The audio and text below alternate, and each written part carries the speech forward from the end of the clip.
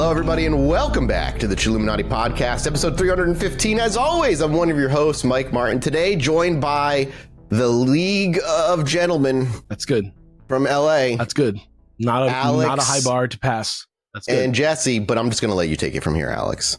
Well, all right. I mean, just take it. I like when he just steps aside. Well, I just give up. You know what I mean? Yeah, I mean, here we go. Look, here we are, friends. With another week comes another episode of the Chilluminati podcast. And though in many ways it's just another week like any other here on the show, I have two very special things to share with you. Firstly, today officially marks the end of LA month here at Chilluminati HQ, in which 2025's short diversion into the realms of magic briefly synchronized all our topics around the canyons of your beloved city, Los Angeles. And we've learned about everything from murders to military secrets and how the music, film, and news media cloud that surrounds it in what some might even say was the first modern global culture cloud ever, only served to amplify the dark magic, the greed, the selfishness, and mystery at the core of what makes Los Angeles, California, America, and even Western culture itself tick ever closer to midnight, where most likely horrible missiles will one day rise at the height of the terrible water war and wipe us all out for good.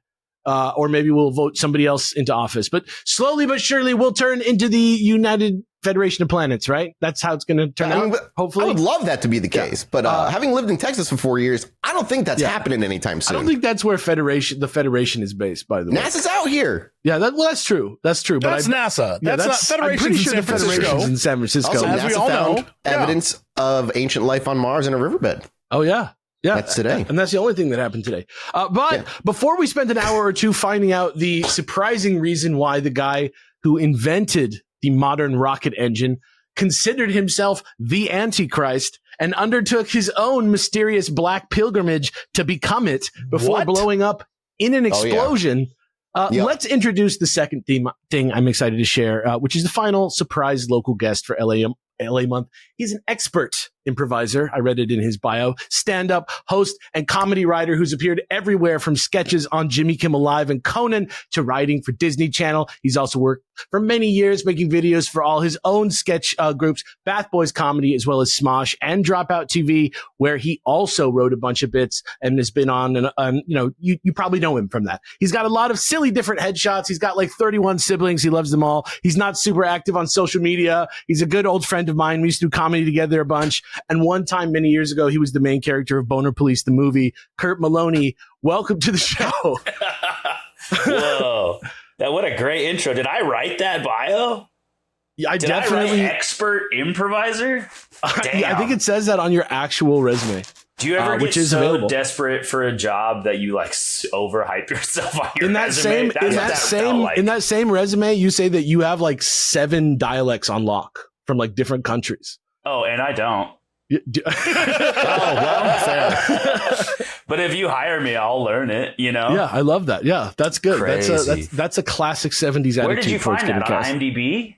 No, I forget who it was with. It was like some agency that you are or were with had your actual resume online and a bunch of little blurbs about you. And there's a UCB one, which is like, you're like, hi, mom. Oh, yeah. Yeah. Sometimes How long have you known Alex? How long have you known Alex, Kurt? I met Alex when I was 18 years old. Alex, you were I think you're a year older than me. I was like 35 or 36 at that time. Yeah, okay, I was 18. Yeah. We met on the Comedy Sports College team doing improv together. Did we join the same year? Or did I join? I joined the same year as you, but I'm just older than you because took a couple years. So it always felt like we were in different years. But actually joined. Or no, actually, I think you joined 1 year before me. And then I'm older than you. Yeah. Who's known Alex that long? Does Alex love Disney or LA more? I'd say LA. I mean, I don't know Alex to love Disney.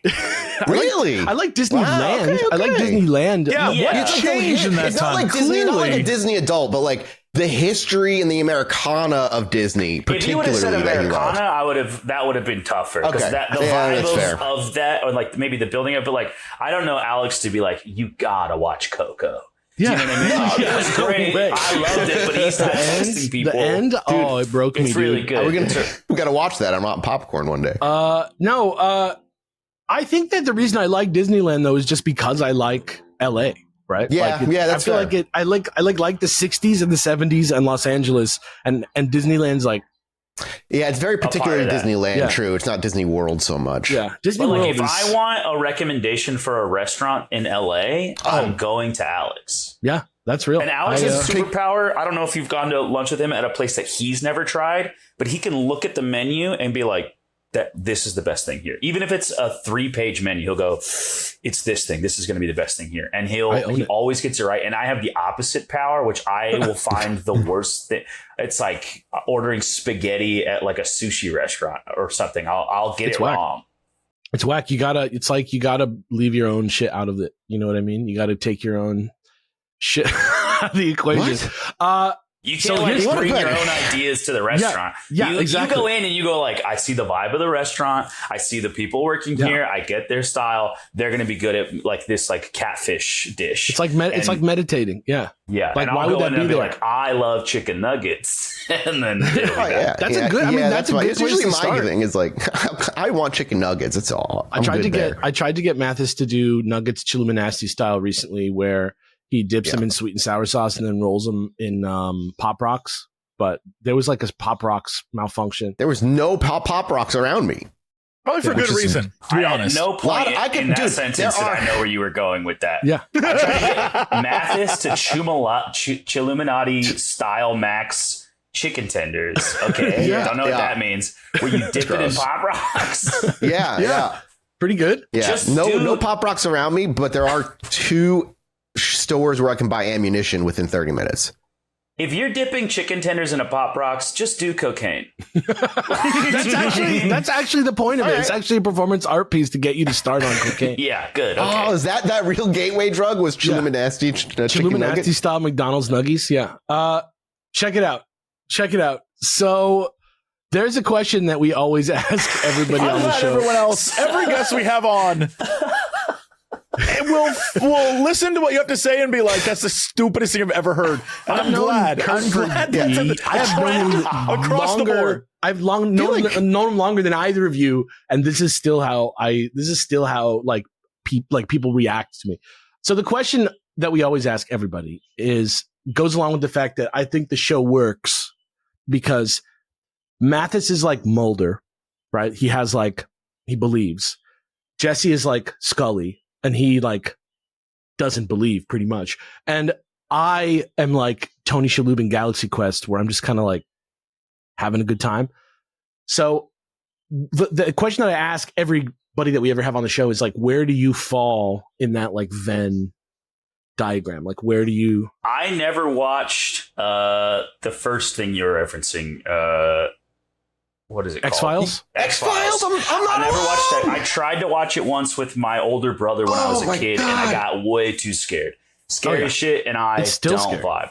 But Galaxy Quest, I understand that reference. Like, I know who Mulder and Scully are, like, because of pop culture. Yeah. Sure. But in Galaxy Quest, I am probably, what's his name? He's also in The Green Mile. He's the guy, the red, he wears the red. No, sorry, not The Green Mile. Sam Rockwell. Yeah, That's Sam 8 Rockwell's who you're miles. talking about. Yeah. You were thinking of 8 Mile. Yeah, He's in 8 Green Mile. Mile. He's the barbecue menu guy in Green Mile. Actually, you know what? Like, you being worried about your own like death as like part of the situation is pretty good. Like I feel like we'll see that today. I feel like that'll come into play today during our topic. Kinda. I think I know what you're getting at. I'm already worried I'm doing the show wrong. No, and that's this is Sam Rockwell's vibe. Yeah, this is the thing. Good. We're 300 episodes into this, and never once have we ever prepped a guest as to like what you need to be ready for, which is very unprofessional of us. But it's too late now. I do a decent amount of prepping. You do, but we don't prep our guests.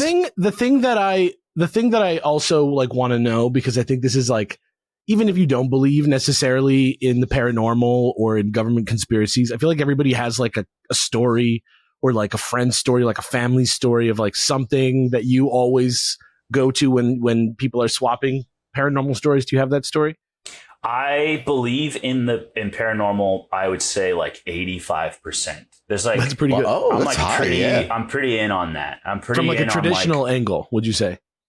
yeah, like the ghosts are real, and like I can get as heady as like, you know, our eyeballs can only see so many frequencies, but like birds and insects are seeing different frequencies. So there's might be just shit moving around us that we're not seeing that can affect in a way the world as we know it. And I would say I only allow myself to believe any conspiracy theory like 20%, but I actively seek them out because they're so interesting to me. But I can't, if I allow myself more than 20%, I'll get too weird. Do you know what I mean? Like I'll be like, yeah, it starts actually, we starts didn't get to the, yeah, like I could watch, and I'm not smart enough, or do I have the like discipline to research and debunk it? So I have to watch it like I'm watching Avatar: The Last Airbender, where it's just entertainment and I love it, but it's not like I'm going to be like, and then I can airbend. Do you don't want to to accidentally gaslight yourself into like becoming the chosen one. I don't have the discipline to be like, this is why the Earth's not flat. I'll be like, no, I know it's not flat because everyone else says that. But like back in the day, like this essay, like when it first was Galileo that proved it was round. Who was it? I think it was before Galileo. that, there were ancient cultures who said it was round just because, like, you know, it is. Yeah, I'm the type of person that, like, is. if I was around when the scientists and the science came out and they were like, actually, it's round, and the crowd was like, "Fuck you, let's kill this guy," I would have been in that crowd. You would have been in the crowd. Might as well. What else are we gonna do today? I don't want to be weird. I want people to hang out with me, so I don't want to be going against the current. And that's the problem going further than 20% into conspiracy theory. It gets violent. And if you go further than 40%, it gets racist somehow. Yeah, almost that's true. every time I'm like into a new Every one. time. Like, I got really into the moon is hollow. And I was like, Yeah, oh, right, it's that fun. And then it gets just, and actually it's just racism. It's just, That's the Yeah, it's Disney just fandom racism. too. Like when you Yeah. get into the like Marvel and Star Wars stuff, you're like, wait, are you trying to turn me racist? What is happening? Yeah. Wait a minute. I watched one movie that critiqued a show, and why am I being served What are you doing? all these alt-right Yeah. people? So what's your family ghost story? What's the one that you have what's one? the one that happened to you? My family ghost story is, I saw a ghost. Okay, you saw one. All right. I saw one. Or I don't know, but also I was like, I think like 10 or 11. So it's like, you know, mix that in with childhood memories and how I'm remembering the memory and how it changes. But my family had found out that we had an oldest brother, which is its own story. But very quickly, my mom and dad were married to each other. They had 5 kids. My stepmom and stepdad used to be married to each other. They had 2 kids. And then my parents swapped spouses. And then the 4 of them raised 8 of us. One more was added. Damn. So we were like, there's 8 of us. That's not even the ghost story part, but it's pretty fucked up. The way you said the oldest brother, like I just had in my mind. Like, We didn't know. We thought our oldest brother was Kyle, my brother Kyle, cool guy. And then one day we get a phone call, and my oldest brother answers the phone, and someone's like, "Is Alan there?" Alan's my stepdad, and we were trained to say no because it was always work calling to be like, "You need to come in and close this car deal." And so we're like, "No," and he was like, "Can you tell him his son called?" And my brother looked at the dinner table and was like, 1, 2, 3, 4, 5, 6, 7, 8. You have the wrong number. And he went, "No, it's his oldest son." And he went, "No, I'm his oldest son." And then Alan was like, "Who is it?" And he was like, "I don't know. Who is this?" And he was like, "AJ." And he was like, "Do you have a son named AJ?" And AJ and then my stepdad starts crying. He was like, "Yeah." That's how we found out he had a first marriage previous to my stepmom. Before my stepmom, he was married to a woman. She passed away. He couldn't raise the kid. He moved to California. He was raised in Missouri. So we find out we have a new brother. This is a long story. I'll try to speed it up. No, I'm enraptured. Keep going. It's wild. So we find out we have a new brother. So we want to go meet him. So we all go to Missouri and we stay with him in Missouri. And while we're staying there, they're like, "Hey, just so you know, we think this place is haunted by AJ's mom. She's like watching out." So if we're all sleeping like in the den, like the basement den, the kids are. Little lore for you. And I'm like freaking out. And then they're like, "If you hear creaky steps, it's just her. She's checking on the kids. She's harmless." And then I'm sleeping and I do hear the creaky steps. So that was like my intro to ghosts. And then the next night the next night at dinner, we're talking about it. And we're like, "I heard it. It was so creepy, but like it's safe or whatever." And they're like, if you if you want to see a ghost, we can go see a ghost. We're like, what? And so then AJ This guy calls up his ghost. Hang on, man. I'll just get him over here. He calls up Casper. He takes us to this we're in Missouri, so he takes us to this old plantation that's no longer obviously in use because it was 2005 at this time. And we're just kind of walking around, and the theory is that you can walk by and you can hear the ghosts of former enslaved people clanking or whatever. What was happening? Yeah, because it's so traumatic that their souls stayed around because of imprint or whatever. Or whatever. And we don't hear anything. We're like nothing. We're walking along all the different houses, and we don't hear anything. And then we're giving up and we're leaving, and then we all kind of. I think my sister turns back, goes, and then we all turn around, and at the top of one of the houses was just a woman in a white dress, flowy white dress with black hair, almost like the Ring lady, standing on the top of a single story shed. Oh my God. And we were like, ah! And we run away. And we get to this top of this little hill, and we turn back, gone. And there wasn't a thing replacing it. It wasn't actually it was a chimney and a bag. It was just nothing. Right. And then we were all did we all see the same thing? And we all were yeah, it was this, it was this, it was this. And then we just went back to the house, and we're let's just be around the ghosts we know. Yeah. Holy shit. That's crazy because it's almost like La Llorona a little bit. The white dress, long black hair. But how long do you think you turned away from her before you looked back again? I would. You were 10 or 11, so this is, I know, very fresh in your mind. The two memories I have is I probably looked at her for 3 seconds and then ran, and then we probably however long it takes to run maybe 100 yards up a hill. So okay, 2 seconds at least. far. Yeah. Minute. It's probably a minute. A minute, yeah. And then when we turned around, it was gone, or she was gone. It wasn't not a thing that could move around, basically. Yeah. So maybe it was high schoolers ready to prank people showing up. You know what I mean? Maybe there was time for a person to go up and come down. Pretty good. Yeah. No, that's still weird. A white dress, long black hair. Yeah. Good cinematic story as well. I like the setting. Also, I like the there's setup. a very fun kind of solar system level twist here, and that your family is like the solar system and AJ is Pluto. Kind of a brother, but not really, but kind of. It kind of went the other way, where it was he wasn't a planet, and then he showed up into my life and was a planet. They were you know what, Pluto? Right. Fuck it. Fuck it. Yeah. That's where you are. We love you. Man. Yeah, There's a trio of movies. It's a family comedy, a family drama, and then a horror movie. Yeah. That's a Pixar. Yeah. The first script I ever wrote that kind of got me some connections in the business was about my parents' wife swap. Story. It was a family comedy called For the Kids, and I think someday I will make it. I think you should. It got shopped around for a little bit and then kind of went away, and I'm hoping someday someone will get excited about it again. Maybe the copyright on Wife Swap from reality TV will be let up, and you can just have it. Just call it Wife Swap. Yeah, just call it Wife Swap. Wife Swap's a movie based on a true story. Yeah. Originally, it was called Frady Bunch, which stood up for Fucked Up Brady Bunch. Brady Bunch is still kind of runs. It makes it sound like it's going to be a skate video or something for some reason. Yeah. I don't know why, but I like that. Yeah. That's Frady awesome. sounds like a guy's name who skates. Frady Bunch? I don't know. Frady Bunch shredded the knob. CKY video? Yeah. Yeah. I don't know. Before we move off of this, my last question to you is, what about aliens? Where do you stand on the alien world? I was just going to ask that. For sure. They're here. Yeah. Okay. They're here. Cool. You're just welcome. Yes. You should be here. Have you ever heard the theory, the theory that aliens are actually just future humans who are traveling back in time to watch specific specific Or warn us, or or warn us, or I was talking about this with sorry to name drop, Trevor Moore, rest in peace, from Whitest Kids, and an old friend of mine, where we were all kind of talking about maybe it's school field trips, and they're learning about 9/11 in the future. It's Doctor Who type shit happening. And they're let's just go back and see. Yeah.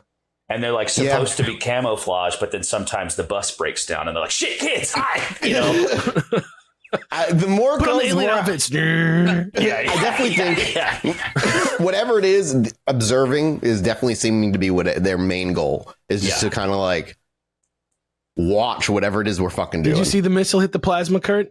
Well, What does that mean? Is that another Chilluminati? Yeah. Yesterday, they had a UAP hearing.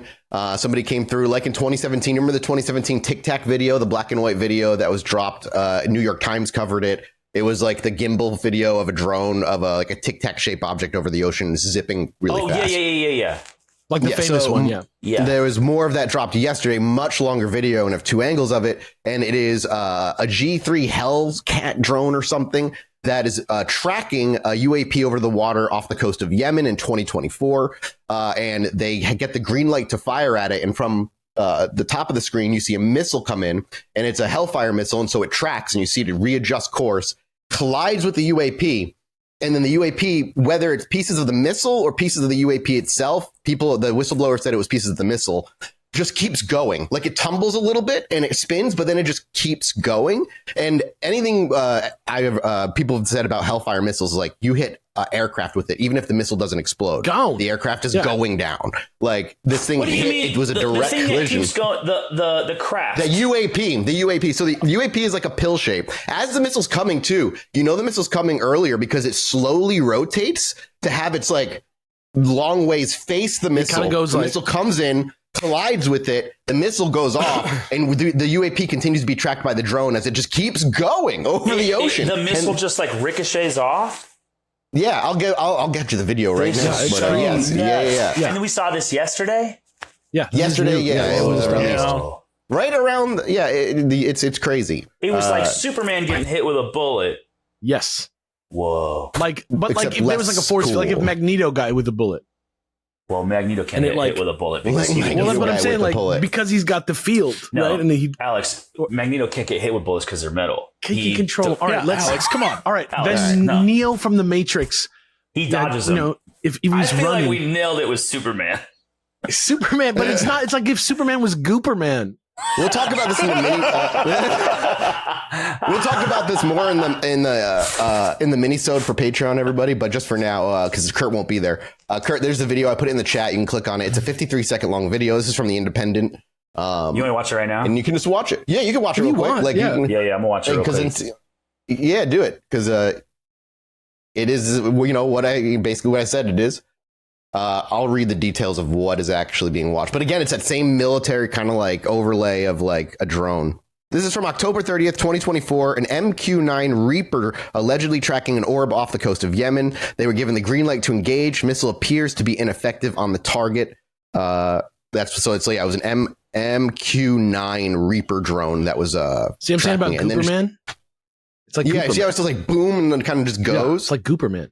It's weird. This is weird. This is the best official footage that we have. That's wild. It looks like a sperm going towards an egg, and the egg being like, "No way, bitch." No, not my baby. No, thank you.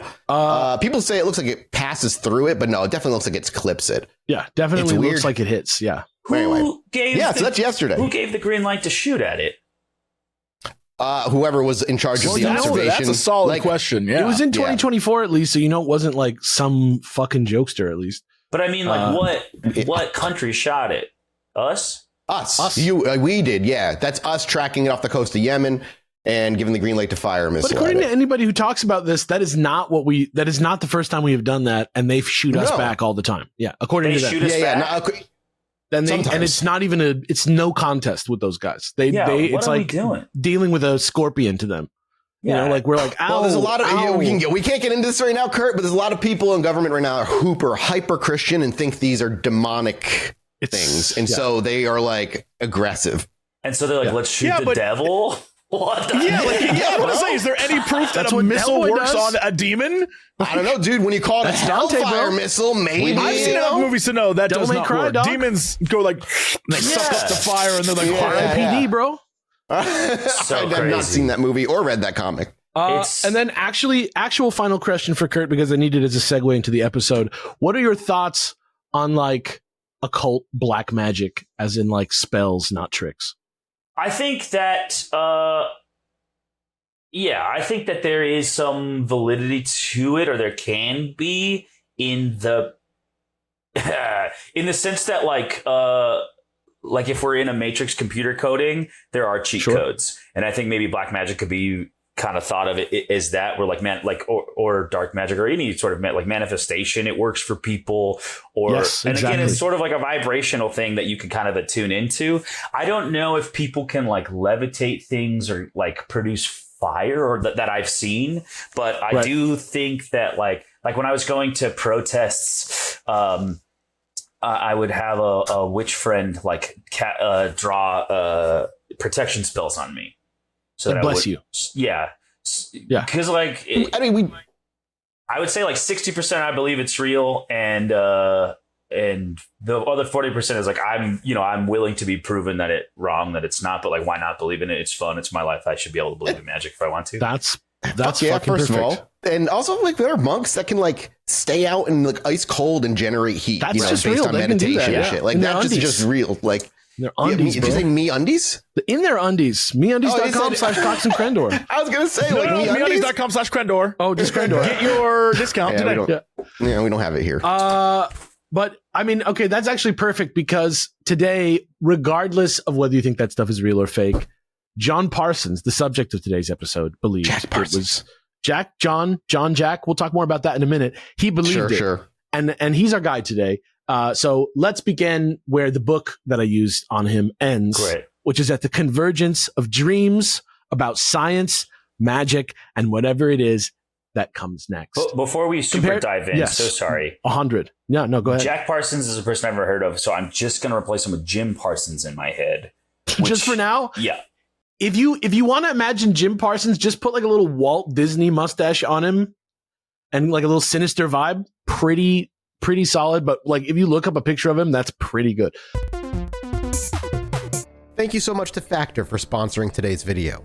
And listen, it's the end of summer, which means busy schedules again, especially if you've got little ones, and that means a lot less time to plan your meals. And sometimes all you get is a couple minutes, and I know that's what it's like for me quite often, and I have no children. Factor helps me eat smarter with tasty chef prep meals that are dietitian approved and delivered directly to my door. And now with more than 65 weekly meals made for how you, me, everybody lives and what I like to eat, I've gotten even more ways to fit in a real meal wherever the day takes me, man.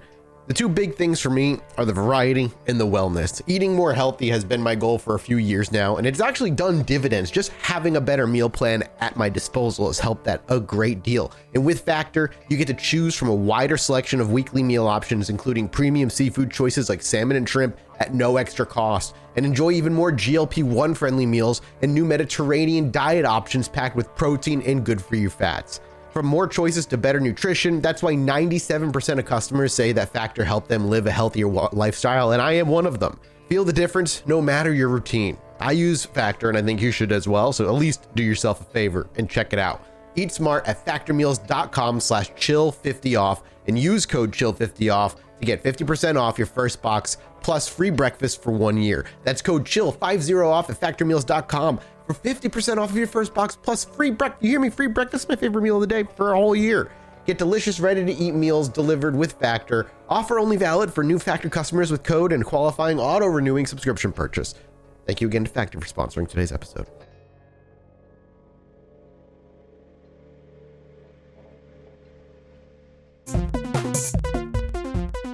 John Parsons believed it, and he's our guide today. Let's begin where the book ends. Like I said, convergence of dreams, science, magic, whatever it is that comes next. Compared to what we've been covering these past few weeks, this episode is going to be relatively tame, light, but still contains a few instances of violence, gore, sexual assault, incest, and animal cruelty. And you've been warned. If you're over concerned with what your kids are listening to, the point that they won't have any safe place to get some kind of processable context for the horrors of reality, trapping them forever in a glass cage of anxiety about going outside, you better get them out of the room now before they learn something that they might ask you questions about. Also, and this is just like a teaser to like what Aleister Crowley's going to be like, because that's his entire life. Dude, yes. Also, you have to imagine L. Ron Hubbard having sex at some points today, which I'm sorry. There's nothing we can do about that. It's just what happened.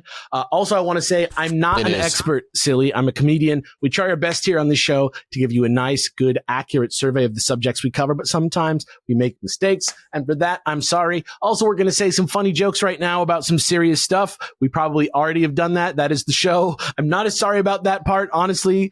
Really, sometimes I am at night, but not all the time. But also, you probably knew what you signed up for before you got here. And now that I've said this bit, if you still somehow find yourself feeling like they shouldn't be laughing, this is serious. This is supposed to be all twisted and gothic and like the Snyder cut, not fun. At least I did my best. 4x3. If at any At least point I did my best. you feel uncomfortable, let's say you're riding in a road trip and the person driving put on this podcast and you didn't know about it, your safe word is bazinga. Jim Parsons, bazinga. Jim Parsons will get you right out of here. And the person driving you Counter has to programming. turn it off, okay? Yeah. We should sell it. We should sell a shirt that says bazinga. At least I did my best in all caps. You should sell a shirt that says Bazing Ghost and make it a heaven. You're welcome. Oh my God. Also, speaking of merch, please buy our new top secret stickers. We show off up and coming artists by making 5 surprise stickers based off specific Chilluminati episode topics. We split the profits with them 50-50 this month. That artist is the wonderful Dory's Doodles. And to get there and see some of her radical art, which actually is super sick, you can follow the link to our shop at chilluminatipod.fm. But as I was saying, this episode is based heavily off the book Sex and Rockets, The Occult World of Jack Parsons by John Carter. But also a few YouTube videos, some articles from Motherboard, Atlas Obscura, all that's interesting, and Wikipedia. And you can find links to read and watch all of that and buy this very actually interesting, but also very like almost insanely detailed book in the description below. A book that I would actually say would be an enjoyable, comprehensible read to the average interested person if you actually wanted to read it. If you can deal with if you can deal with some extremely vital but extremely extended sequences that are spent describing bizarre sex magic rituals. It's been an exercise in, not purposefully, but frustrating Jesse, of how imperative, unfortunately, to history all this magic is. Yeah, like, as what you were saying is magic is not magic. That's fair. You're just calling things magic, sure, and it drives me crazy. But the people who were doing it believed it was magic. Right. So in their context of them achieving the things they achieved that fix history forevermore, like we will learn about jet fuel today, in their mind, it was magic. Yeah. And this man didn't go to college for any of this shit. He just fucking, like, we'll learn. Alex is going to take it away. But that's what I'm saying is, like, we're going to, with Aleister Crowley and even... Yeah, but like in some people's minds, the earth is flat. It doesn't make it real. But it does make it fair. magic. But the people who believe... Touche. Jim Parsons over here dropping people the truth believing bombs. the earth was flat led to somebody inventing a new type of jet fuel to prove themselves wrong, then does it fucking matter? Like, if they still, like, you know, that's like the question. And speaking of magic changing the world, here is Mathis to start us off with a quote from the extremely short story End as a World by F.L. Wallace, which was published in the Third Galaxy Reader, edited by our own agent H.L. Gold, Chilluminati agent, originally written in 1955, about people waiting for the end of the world to come. Here you go. I turned and rushed out to join the others. I couldn't miss it. There were still minutes to go, but suppose there had been a miscalculation. I knew what that would mean, but even so, I had to be there. I would almost die too. Now we were all looking up. All over the world, people were, I suppose. It was quiet. You could hear them breathing. And then it came. A flash across the sky, a silver streak, the biggest vapor trail there ever was. It went from this side to that side in no time. It split the sky and was gone before the shock blast hit us. Nobody said anything. We stood there and shivered and straightened up after the rumbling sound passed. But there was the vapor trail that stretched farther than anyone could see. It would go around the world at least once before it came to an end somewhere in the desert.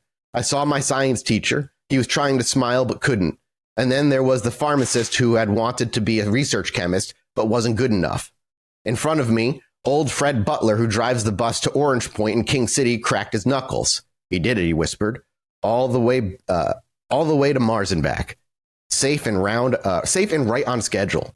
He jumped up in the air and kept jumping up.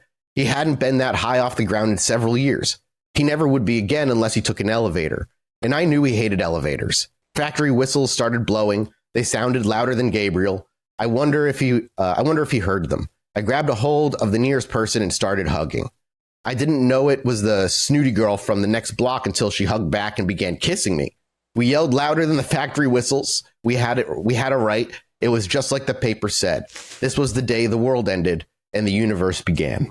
Yeah. So it wasn't the end of the world in a bad way. It was the end of the world as a structure for understanding existence and expanding it to a bigger one beyond the boundaries of what we once thought was possible. And first things first, I just want to say Jack Parsons, the subject of today's episode, is literally the son of Captain Marvel. And what I mean by that is Marvel Parsons from Boston and Ruth Whiteside from Ohio met in Los Angeles in 1914 and gave birth to their son, Marvel Jr., that same year. Hell yeah. On October 2nd, the same day, coincidentally, that the Jehovah's Witnesses predicted to be the beginning of the end of the world, when the Antichrist appears along with the harlot Babylon the Great. Have you ever known a Jehovah's Witness? What? Personal? Have you ever known or been friends with a Jehovah's Witness personally? Yeah. Yeah, me too. Anytime I felt so bad when it was like Christmas or whatever, and I couldn't give them gifts. They were like, "No, we don't celebrate." Yeah. Unfortunate. That's all. That's all I wanted to say. It was just a sad anecdote. That's hardcore. That's hardcore mode. That's like when you turn on like Hunger and Thirst in Fallout New Vegas. It's hard stuff. Yeah. It's like when you turn on a few months, No Birthdays and Christmas on hardcore Fallout New Vegas. Fallout New Vegas. You don't get hungry or thirsty, but you don't get birthday presents, and that's hard. That's hardcore. Yeah, that's hard. It's hard to just know that that's true. Even if you never see anyone. Anyway, within a few months, however, Marvel Sr. cheats on Ruth. And Ruth, as a free thinker way ahead of her time, fucking divorces his sorry ass and moves back in with her parents in Pasadena in a large house in an area called Millionaire's Mile in South Orange Grove Avenue. What year are we in again? In early, like 1915, I would say.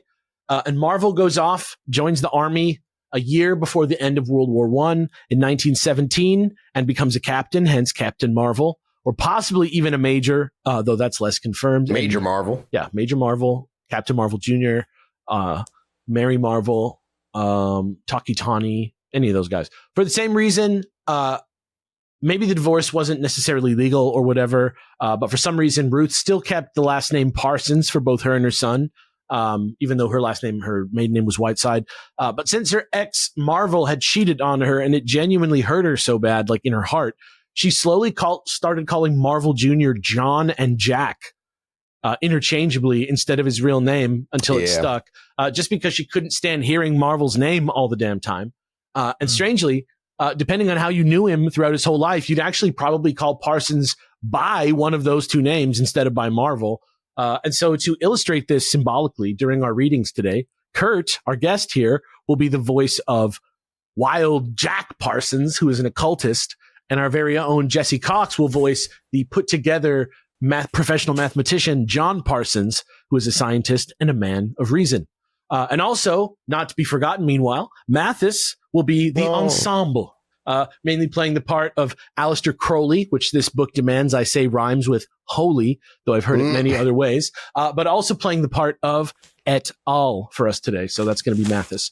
And anyway, to start us off, here is a quote from Jack Parsons, which he wrote about himself and also in a different way to himself 34 years later in a piece called Analysis by a Master of the Temple. And you'll see what I mean about that later. Here is Kurt as Jack, again, writing about himself to himself. I chose this constellation, Libra, in order that you might have an innate sense of balance and ultimate justice, responsive and attractive nature, a bountiful environment and sense of royalty and grace, whatever that word is. Strength. Largesse. What is it? It's largesse. A sense of royalty and largesse, strength, courage, and power combined with cunning and intelligence. Saturn was bound. An example, the planet was at Aphelion, in order that you might not easily formulate a lower will which would have satisfied and overwhelmed you with its spectacular success. That's what Jack sounds like in my head. That's pretty good. He's a real spooky man that everybody thinks is quite spooky. He answers the door sometimes with a snake around his neck. That's actually real. Now, let's break down exactly what he's saying there for a second, just so we can understand, to imagine why somebody would need to tell themselves this about themselves. Like, what scenario would require that type of information. I think that this means that he basically sees himself as like the classic manifestation of like a masculine power fantasy, right? He's like innate sense of balance, responsive and attractive nature, bountiful environment, sense of royalty, sense of largesse, right? And I think that he is also saying though, but luckily I chose to be born at this exact time when Saturn was in this exact point in space where I wouldn't want to give in to all the advantages that I've been given, even though I would be good at getting pussy and getting a lot of power if I wanted to, but actually I'm really wise. So yeah, that was me in high school. Yeah, that was you walking through the graveyard with your D&D books and the vampire cape. Yep, exactly. And cops patting me down. I'm like, I'm really wise. That's punk as hell, to be honest. Yeah. And also, as Mathis has kind of mentioned already, he's going to be jumping right into a huge Aleister Crowley piece right after this. So Jack Parsons will be a huge part of a section of that whole story. So as fascinating as the man is, as fascinating as he is, and he does appear in this story as a major character, I'm just going to like pretend that everybody here knows like 3 sentences of information about the guy, or maybe you can go skim his wiki if you want or something. Or really, if you have any questions, I would just say wait, because I don't know, in like 7 days, Mathis is going to go deeper than you ever wanted him to go. Specifically deep on the subject of Aleister. I love Crowley. He's Aleister a fucked up wild dude. What are you going to say, Kurt? I say this reads to me like you ever smoke too much weed and then you have to like tell yourself you chose this. That's what this sounds like. He's a bit. That's exactly what it's like. A little bit like going too deep. He's like a little too high, and he's like instead of freaking out, he's like, I chose this strain in order that I might have an innate sense of balance and ultimate justice. He's just reminding himself that he wanted this. Yeah. And Mathis is going to stay in there he's going to stay deep in the beast for like weeks, guys.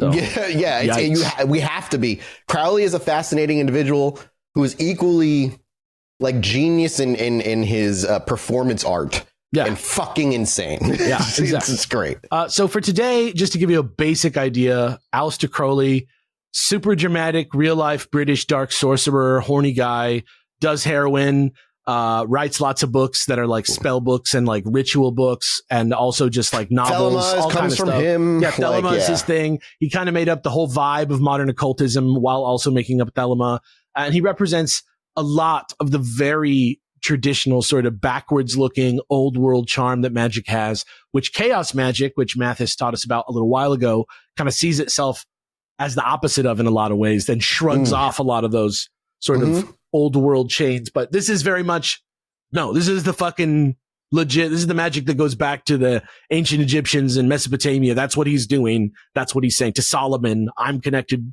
straight to Solomon. Key of Solomon's a book worth, like, if you care enough about this shit to like be interested, even if it's just the history, Key of Solomon's a book worth grabbing and reading. Like, yeah, that's exactly correct. So like, that'll work for now. Next week, Mathis presents Krollgasm Part 1, which is not a Nick Kroll thing. It's an Aleister Crowley thing. And anything else? Is there anything else basic that they need to know? Did I cover it, do you think? I think you're fine. Yeah. Okay. So let's forget about that now, because besides, what could that possibly have to do with someone as important to modern rocket science as Marvel John Whiteside Parsons? Like, wasn't he the guy who made America care about jet engines, even though they ridiculed them and didn't think they were worth studying at first? Weren't his fuel breakthroughs in rocket technologies the basis for like all solid and liquid fuels that we still use today to like get up to fucking space? Didn't he bridge the gap between rocket science as practical explosives and special effects engineering and rocket science as like a groundbreaking, era-defining physics wizardry discipline? Like, isn't that Jack Parsons? Well, like we said, there are actually 2 Jack Parsons, one light and one dark, one of science and one of magic with a K. But in all other ways, they were exactly the same. They just wanted to make something happen. That was the whole point. And also, though, according to Jack, there was a conspiracy within his own family to make him hate the father that he never met, Captain Marvel. And here's Kurt again as Jack, again, writing to himself about himself. Your father separated from your mother in order that you might grow up with a hatred of authority and a spirit of revolution necessary to my work. The Oedipus complex was needed to formulate the love of witchcraft which would lead you to magic. With the influence of your grandfather active to prevent too complete an identification with your mother. Yeah. So do you guys know what the Oedipus complex is? You want to fuck your mom. No, Alex, tell us. What is It's it? definitely oversimplifying it to say this, but it's based off an old Greek myth or possibly the really popular play version by Sophocles. It basically means you want to kill your dad and fuck your mom if you're the son. And if you're the daughter, you want to kill your mom and fuck your dad. It's the opposite. Yeah, Hmm. obviously. How did that That's- work out? Do you know how that ended up in this Yes. story? Oh, I yes, I think He do. does it. Oh, yes, I do. And let me tell you something. Did he live to see the end? Oedipus? No. Nobody. But what's the end? Nobody But what's lives the end? to see the end. Everyone dies. Did Yeah, but- anyone see the end? Shit. I'd look. I don't want to weigh in on this yet. But you'll see what I mean. That's for later. But I guess let it color the vibes as we go forward. I guess. Actually, I don't know. Like, I don't know. Just don't think about Oedipus too much, but keep him in the back of your Okay. mind. No, I'm only thinking about Oedipus. He said he needed it to find magic. That's pretty different, I would say. And anyway, later in life, Parsons says that when he was 13 years old, he invoked Satan, and Satan actually appeared, and it scared the shit out of him. And he wrote this in a book about himself that he wrote, again, a lot later in life, called The Book of Antichrist. But I, however, have a different theory about this Satan encounter based off another quote from Jack, which Kurt will read for you now, again, about himself. This guy writes a lot about himself Yeah. and to himself, which is pretty nuts. At the same time, which is just a wrong way to write, I would say. Your isolation as a child developed the necessary background of literature and scholarship, and the unfortunate experiences with other children developed their requisite contempt for the crowd and for the group mores. You will note that these factors developed the needful hatred for Christianity without explaining a Christian guilt sense at an extremely early age. Yeah. And as somebody who sat through catechism at church and received some education through my church, I can imagine why he'd fantasize about summoning the devil. But I don't know, Mathis, do you think the devil actually showed up for Parsons? He didn't for me, so fuck if he did. Fuck him, because it's rude. I love your bitter hatred of the devil because he's like, too good for you. I gave him my soul at a young prime age. He could have done so much. What with did you me. want? What did you want exactly in return? Power Ranger powers. Yeah. So I wanted You to be a gave Power your Ranger. soul for Power Ranger. And I felt like I could, yeah, because in my young mind, I could do more good than losing my soul would be, worth. So like, well, I lose my soul, but then I can go like save people for What 50 years until I Ranger die did as you a want Power to be? Ranger. What color Ranger? Oh, obviously the White Ranger.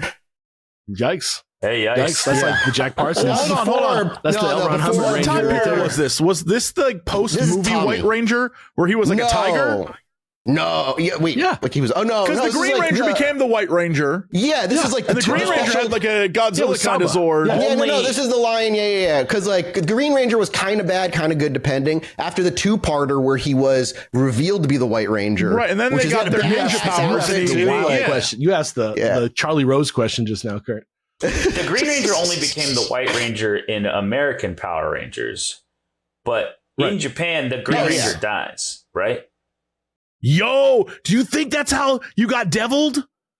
Do you think that was like, yes, I shall make you the Ranger? Because he was like the Japanese Yeah. Ranger, the monkey paw curls. yeah. And you You're like, dude, oh, I you didn't got realize screwed, dude. you didn't realize Satan was going to be like into the Japanese Sentai. Yeah, exactly. There's your I first didn't know mistake. about it. You just Yeah, did. it was the 90s. I didn't know there was a Japanese version at the time. That's not Yeah. fair. Anyway, Power Rangers aside, speaking of being that age, it is also around that time in 8th grade when he meets his best friend for life, Edward S. Foreman, who stays friends with Parsons through everything as his loyal fabricator and machinist, like all through the time that he spends doing rocketry. They meet because they both get bullied in school for reading science fiction, and it was Jules Verne and Amazing Stories magazine. They start building their own rockets at home in 1928. And over the next few years, Parsons and Foreman get deeper into their hobby. And as Kurt will read for us, Jack now dabbles both in the sciences and magics he will try and fuse into one for the rest of his life. Early adolescence continued the development of the necessary combinations. The awakening interest in chemistry and science prepared the counterbalance for the coming magical awakening. The means of obtaining prestige and livelihood in the formative period, and the scientific method necessary for my manifestation. The magical fiascos at the age of 16 was needful to keep you away from magic until you were sufficiently matured. Yeah, so I don't know exactly what the magical fiasco Summoning is. the devil. By the way, like nobody's sure what exactly it is. But curiously, it seems to sync up with the death of his grandfather Walter, who, as you remember from the previous quote, was the only thing apparently holding him in check at one point. And shortly after this, in the early 1930s, Parsons graduates high school at the university school. He gets a job working at Hercules Powder Company, which makes like explosives. And both him and Foreman attend Pasadena Junior College and a little USC classes, but alas, no degrees. They don't have any money. It's like the fucking Depression. Though they do spend time like exchanging letters with all the rocket geniuses of Germany and Russia who didn't have like embarrassing occult histories, like Robert Goddard and Hermann Oberth, only to find that really nobody's figured out shit. They don't really feel like working together because they don't trust anyone, and honestly might seem more interested in pumping them for information than anything, like sharing anything that they know. No, I know. It's industrial espionage, Schmitty. It's okay. Get down. Don't worry about it. I know. Sound the alarm. Sound the alarm. It was a long time ago. Here, I'm going to close the window. Hold on.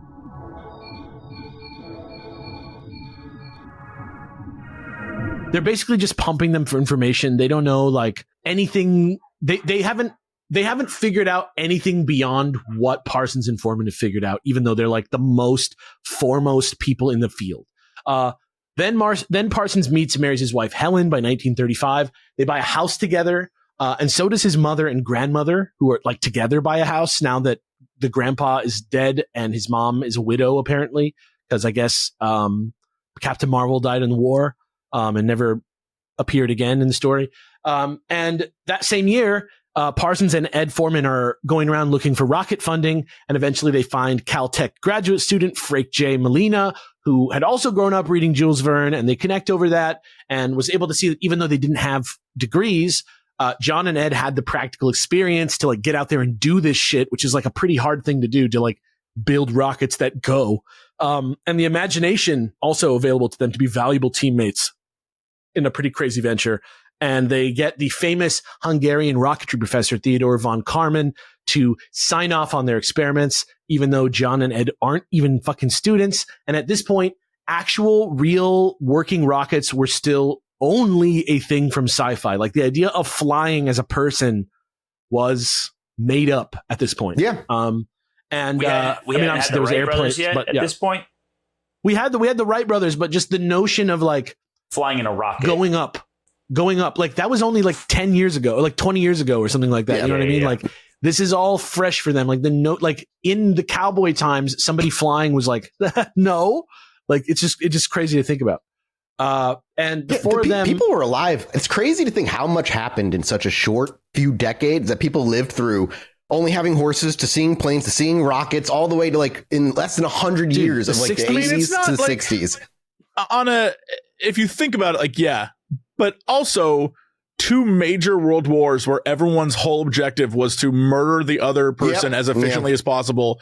And like, oh, they have this, well, let's make this. And they have this, let's make this. And then it continued after World War II with the Cold War, where it was like, let's make even bigger bomb. Like it was just an 100%. Arms race that led to some interesting stuff. Like we got Velcro out of it, but like also and to put in perspective, like the people living at the time weren't, I doubt we're noticing it in the same way that like we lived pre-internet, all 4 of us, and now we've seen AI, and that the jump from that to that VR AI, like in our lifetime, we're going to be uploaded to the computer, and we're going to make 1,000 more matrices, and we're back to the Matrix theory. 1900 to like 1975 is literally the old west with business clothes on and cool outfits and cars. And wouldn't it be tight? Neo from the Matrix is the coolest guy that's ever lived. Wouldn't it be tight to like have a whiskey at lunch at work? Do you know what I mean? Like smoke a cigar and have a whiskey. Take 5. Yeah, it's in your office in a giant globe that costs $7,000 that you just bought with your salary because you could afford it. But with the social conscious that we have now, and like more fairness and get rid of the racism and the sexism, but let's all wear suits and drink whiskey at lunch. Yeah, it's not because those weren't cool things to do that stopped happening. I think it's because capitalism. But we'll get into that. Yeah, the four of them at this point working on these rockets began something there at Caltech in that research at GalCit that was very much the birth of modern rocketry as we know it today. And it's like it's the first time that it was like legitimately pursued, like with any sort of success. And all of them are on the short list even today of the most important people ever in the field to do anything. And eventually the group slowly grew as more and more prize winning scientists joined their ranks. And they really were kind of like mad scientists, the way that they were just erratically doing things. They weren't even really keeping the best records. And eventually, after some particularly outlandish experiments involving unexpected explosions very close to people who explicitly did not sign up for this, they even earned themselves the name the Suicide Squad way before John Ostrander used it to make a cool superhero team. And in 1937, John Parsons publishes like his only paper ever, which is titled A Consideration of the Practicality of Various Substances as Fuel for Jet Propulsion. And Jesse is going to read a bit of that paper for you now as John Parsons. In considering the practicality of various fuels and oxidizers for rockets, certain criteria apply which are not met within ordinary internal combustion motor problems. Since rocket performance is influenced by the ratio of fuel weight to total weight, and since the rocket must carry all the oxidizer necessary for combustion, the ratio of total weight of fuel and oxidizer to the available energy is of utmost importance. Since mass per unit flow is also important, a high specific gravity is preferred. In addition, ordinary considerations of safety, availability, cost, and convenient physical state should not be neglected.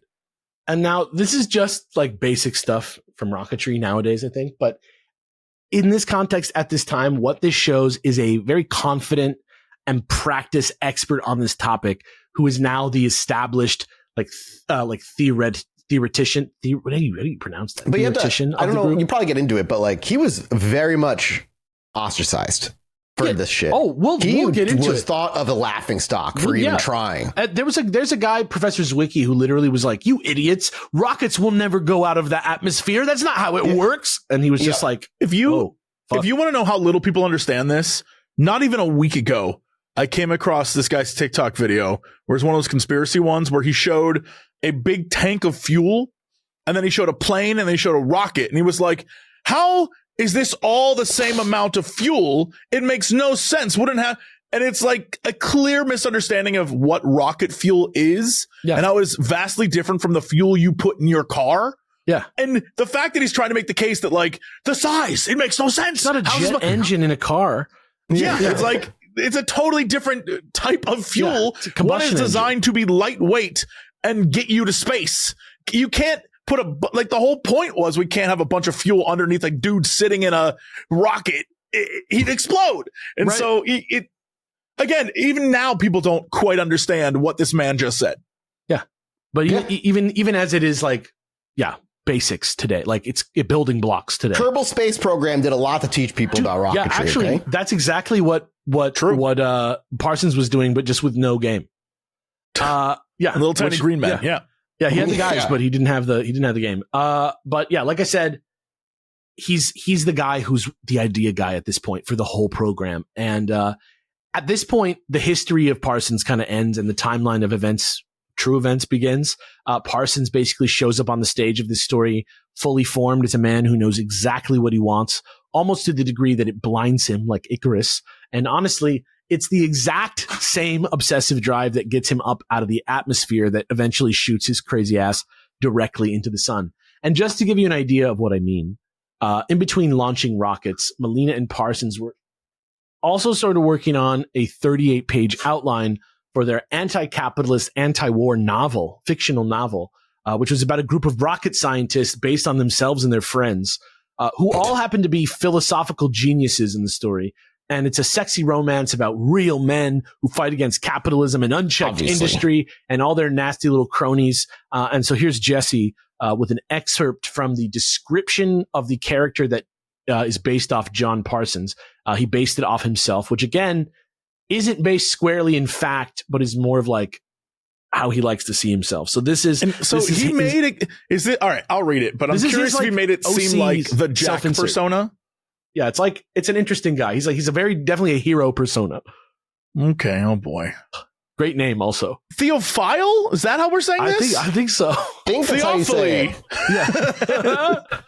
Theophily, that's how I'm saying it. Theophily Belvedere is a tall, slightly stooped, rosy-cheeked man with a face whose lines continuously change from those of joy to those of misery. Shortly before the story opens, he has been defrocked from the Franciscan order upon his own suggestion. Oh, okay.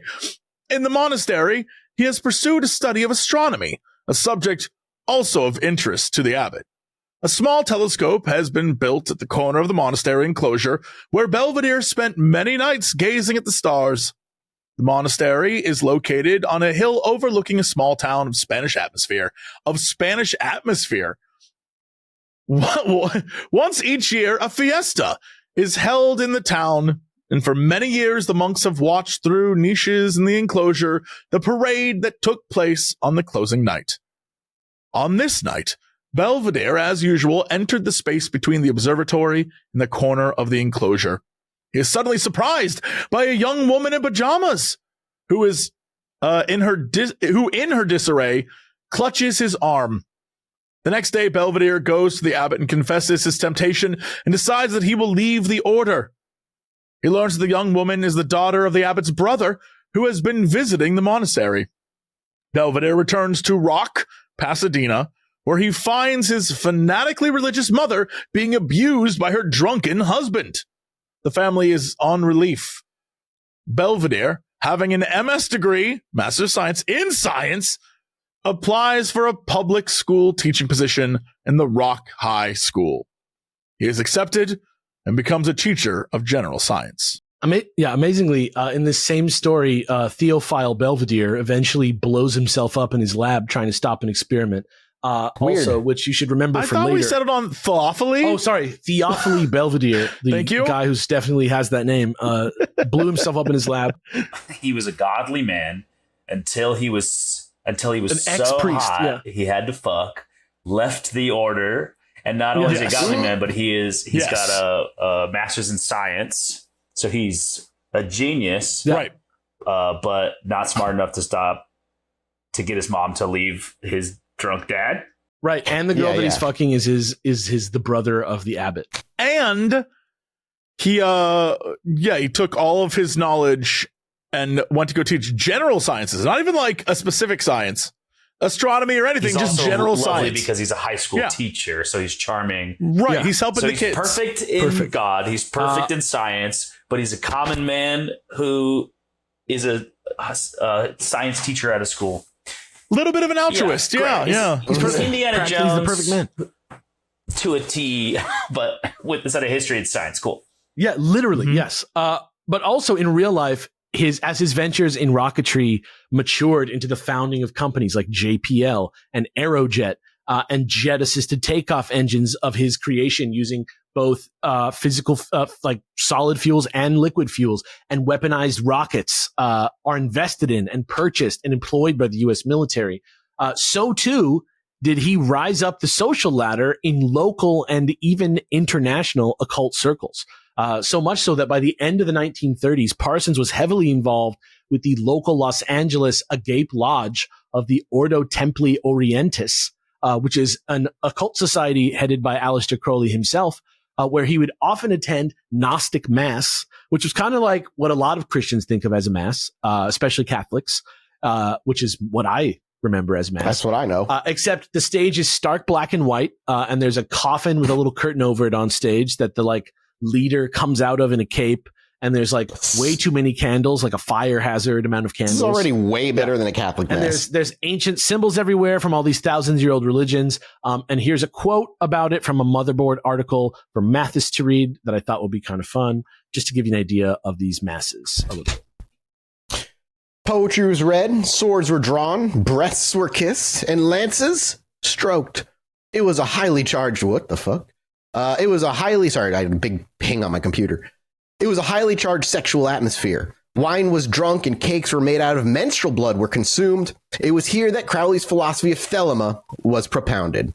And, speaking of Thelema, just so we understand how Parsons saw it, without getting too far into it, I'd say the vibe of Thelema is pretty libertarian in its inception, self-centered, and like all sort of about fetishizing your own will is kind of what the idea is. And the famous sort of motto about it is that everybody says is "do what thou wilt," which is also the subtitle of today's episode. So I just wanted to put it to Mathis, who is studying Crowley at this time, since he's going deep next week. But really the whole group as well. What do you guys think "do what thou wilt" means when it comes to like magic and Thelema? And why does it remind me of Assassin's That's Creed? so funny. It reminds me of Obi-Wan before he fucks up Anakin. But instead he says, "I will do what I must. Do what thou wilt." But it's almost like he's going like, okay, you but that's do what you're exactly, gonna do.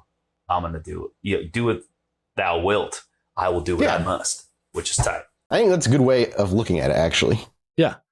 I think it means that like, it's like, I don't know, I have a hat that says like, be kind, don't take no shit or something like that. It's like, do what you want to do and just do it. Like you just do what you do. Everything else will like work itself out because everybody's there together in the mush together. So you just, you don't need to like let a bunch of like weird complexes and structure stop you from enacting your will. You can still follow the structure of society and stuff if you need to get the thing that you want, but the whole point is to sort of lionize you as a person and as an individual and as a unique motivation, and not as part of a team or a group, right? I think that's what do what thou wilt means.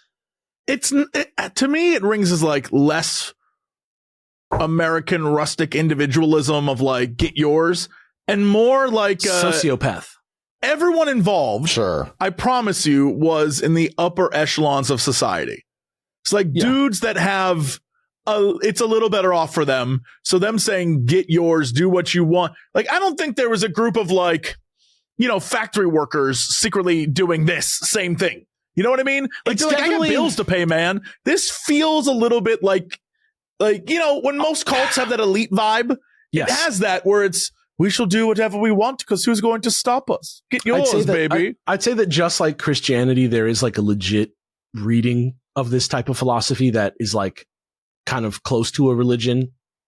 We're kind of close to a belief system that is actually not about privilege and is about, just what I said, but at this time, when it comes to Crowley in particular, like that's he's more about it's less about the elitism and more about the indulgence but the people he's surrounded ego. with aren't. No, because one of his the average man. Elites are the people that flock to him. So him saying, "Hey, do what you want," is that's the attitude a lot of people with a lot of money feel. Like, what are you going to do? What are you stop me? One of his apprentices was the creator of chaos magic, who was penniless and died in a basement surrounded by cats. Like, he wasn't just like surrounding himself with just the rich and famous. What we'll talk about more, but obviously this is later. But Crowley, what he liked more than anything else was people that looked up to him and paid attention to him. Doesn't matter where they came from. It was more like having people that were under him. It's kind of like saying there's no reason not to, more than anything. It's like, or maybe like it's kind of like giving yourself permission, giving yourself the agency to change your life or to pursue the things that you want to pursue. Yeah. Obviously, the most powerful magicians ascend to the leadership positions because of that reason of like that power begets like status and stuff like that, right? I understand the message of what it is and the idea that like, hey, if you want something, you have to go out there and get it. You have to make the choice. But the choices being made aren't like, you know what, I'm going to ask for that raise. The choices being made are like, I will have sex with those 4 women. Yes. I will have this weird cult happen in my home and like burn down a church. Like, I will do weird things. It isn't like, you know what? I will turn my life around and stop smoking. That's like what it's for. That's like what it's for. But yes, you're right. But in reality, what's happening is people are just using it to justify absurd behavior. Crowley and Parsons themselves both justified extreme indulgence and things that they could finance and have access to because of their status. But that doesn't necessarily mean that they weren't just exactly following. It just means that they had some crazy resources to tie to their will, which whoa, like whoa. I mean, everything in but moderation, even self-improvement. You know what I mean? Like there's or going after what you want. You can't have everything, you little pervert. Yeah. Yes, exactly. And that's the secret. That's the secret. But it's that type of thinking that really gets Parsons' wheels turning at the time. And I don't know if you could maybe clock this from his various descriptions of himself, but he also loved the sex magic element of the proceedings, in which, kind of like Mathis explained in the Chaos Magic series, but also kind of differently, the dick is kind of seen as the wand or like the focus point of your will. And the sort of hyper focus, but also like blank mind state that you go into from an orgasm is a great place for doing and performing high level magic.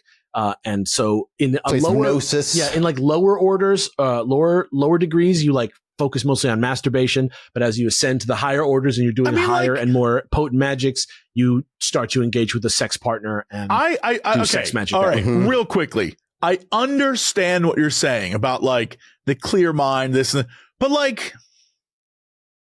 We can all just admit this is the shit you say to people to get them to fuck you. He was 25 years old, dog. He was 25, bro. Dude, this is the shit you say to people like, the only way I can practice my magic is if I get laid. Like, that's what this is. Yes, like, the cult was poly definitely because it makes people come to the cult.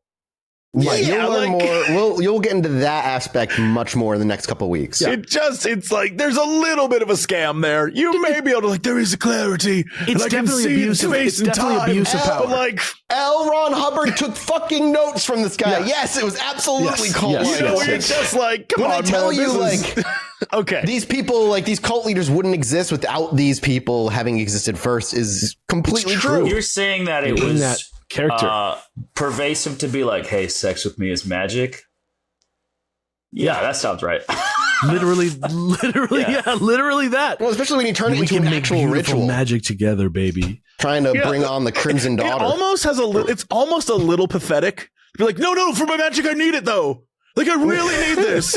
You'll see how pathetic it can really get in just a few seconds. It was around this time also that Parsons started attending science fiction meetings because science fiction, much like rockets and stuff, was kind of like not cool. It was like the original nerd subject matter before comic books had superheroes. It was like, Jules Verne type sci-fi was like the real nerd shit. And people would go to these meetings to like just talk about it and hang out, and people would come around to each other's houses. And eventually in 1941, he gets to meet the author Jack Williamson, who wrote Parsons' favorite story, which is called Darker Than You Think, which is about a family of werewolves who revive the old gods through the prodigious birth of a magical, quote unquote, child of the night who will lead their kind back to greatness.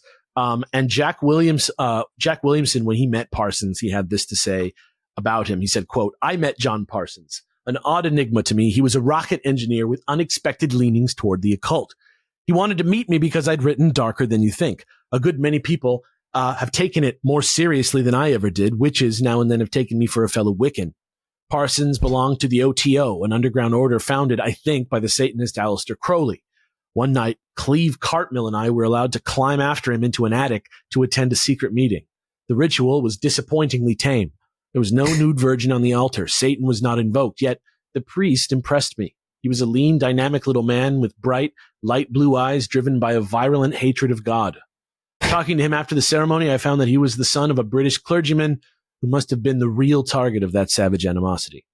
So that was Williamson's impression of the vibe that Parsons was giving off. And later, through the Manana Literary Society, which, as I mentioned last week in Laurel Canyon, featured regular appearances by both Parsons and his decently close friend, the author of Stranger in a Strange Land, loved by Manson, loved by many people in the canyon, Robert A. Heinlein. There was another book that was called Rocket to the Morgue that was written by William A.H. White, who also weirdly publishes books under the name H.H. Holmes sometimes when he's writing mysteries. What a terror. I mean, it's like being like Love Jack the Ripper. It's like really weird thing to do. But this book is another book that's about a fictional book that involves murder, that is about rocket scientists and sci-fi authors, and also features a character inspired by Parsons, along with characters based on other Manana people like Heinlein and Williamson and L. Ron Hubbard. And White had this to say about Parsons' character, quote, "An eccentric scientist. In working hours at the California Institute of Technology, he was an uninspired routine laboratory man, but on his own time, he devoted himself to those peripheral aspects of science which the scientific purist damns as mumbo-jumbo. Those new alchemies and astrologies out of which the race may in time construct unsurmised wonders of chemistry and astronomy. The rocketry of Pendray, the time dreams of Dunn, the extrasensory perception of Rhine, the sea serpents of Gould, all these held his interests far more than any research conducted by the Institute. He was inevitably a member of the Fortean Society of America and had his own file of unbelievable incidents eventually to be published as a supplement to the works of Charles Fort. It must be added in his favor that his scientific training automatically preserved him from the errors of the master. His file was carefully authenticated and often embellished with first-hand reports. So in this, he's like, again, science Indiana Jones, like X-Files meets Indiana Jones.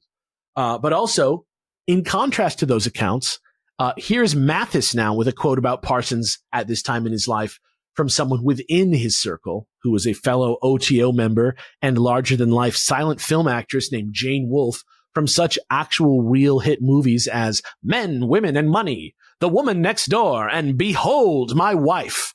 And honestly, all real. And honestly, as you listen, it kind of becomes clear she kind of sees him as the chosen one. So this is from Mathis. Behold My Wife. I have to see. I know, right? I have to see that movie. This is a quote from her, she's in the OTO writing to Crowley. Unknown to me, John Whiteside Parsons, a newcomer, began astral travels, all of which I learned after making my own decision. So the time must be propitious.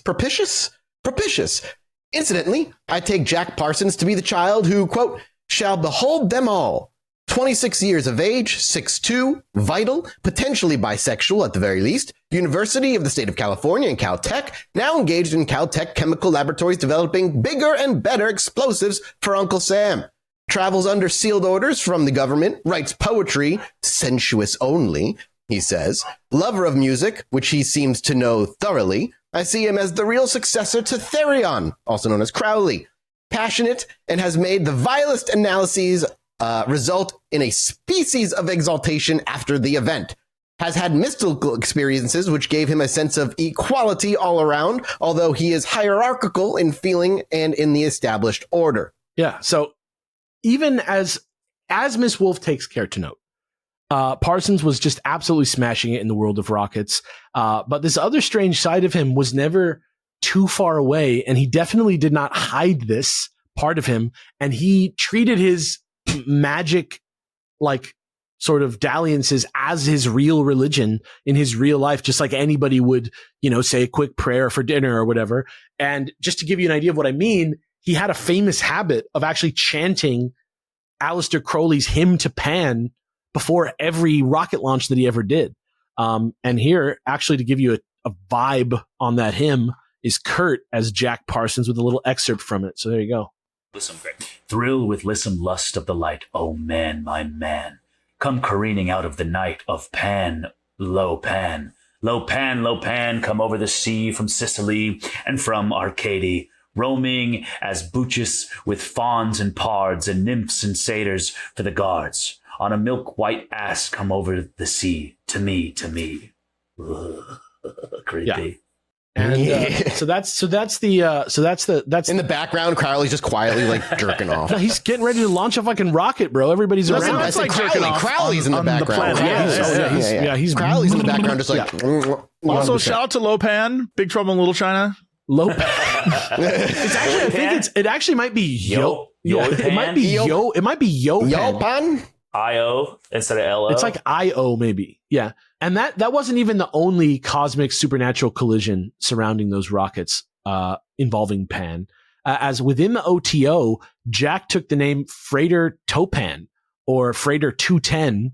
But as you know, I love, let's do some numerology. So first things first, Topan, T-O-P-A-N, apparently directly is a abbreviation for Thelemum Obtentum Procedero Amoris Nuptiae, which translates from poorly pronounced Latin to, quote, the obtainment of thelema or will through the nuptials of love. So T-O-P-A-N, that's exactly what that means. It means fucking to do magic, basically. But then also, just so you know who his daddy is, T-O-P-A-N literally also spells out to Pan, aka Hail Pan, which in Greek would be Yo Pan, Eo Pan, Io Pan, just like in the hymn. And in Hebrew, the enumeration for IOPAN is 210, which is also the sum of the numbers 1 through 20. So it's a pretty powerful little name. And if you thought we were done, we are not, because the numeric value of every Sephiroth of the Kabbalistic tree of life also adds up to 210, which we learned from the Red Stone Saga. And in his book, 777, Aleister Crowley says the true secret meaning of the number 210 is literally too holy to share. That's how powerful it is. And that's why Parsons chose it as his name. But also, I don't think that Parsons had anything to do with the fact that the freeway leading straight from his house in Pasadena to JPL was the 210 freeway, did he? That's just a coincidence, right? I think that's just a coincidence. Yeah, or the fact that the land he did test launches on at Arroyo Seco were just above the Devil's Gate Dam in La Cañada Flint Ridge, where even the indigenous Tongva people would avoid the area because they believed they could see the devil's face in the rocks. That's a coincidence, right? Or perhaps, Jesse, it may be something that I like to call chaos magic. Just kidding. Just kidding. By the way, that's what my minisode article is going to be about. It's about the Devil's Gate Dam. Listen to it right after you're done with this at patreon.com/ChilluminatiPod. Ask me how. But let's keep going. And anyway, fast forward a few years. And like I said, the Suicide Squad grows into Aerojet Engineering Corp and Jet Propulsion Labs, JPL, as they go into business with the military, even though their novel versions of themselves that they wrote years ago were so hardcore anti-war and anti-capitalist.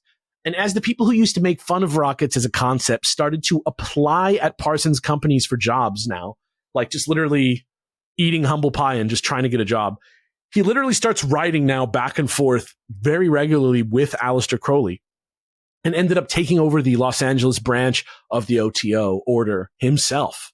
Because after all, what were magic and rockets besides a way of crossing from one world to the next anyway? And in fact, here's a quote for Jesse to read from a letter between him and a fellow OTO member.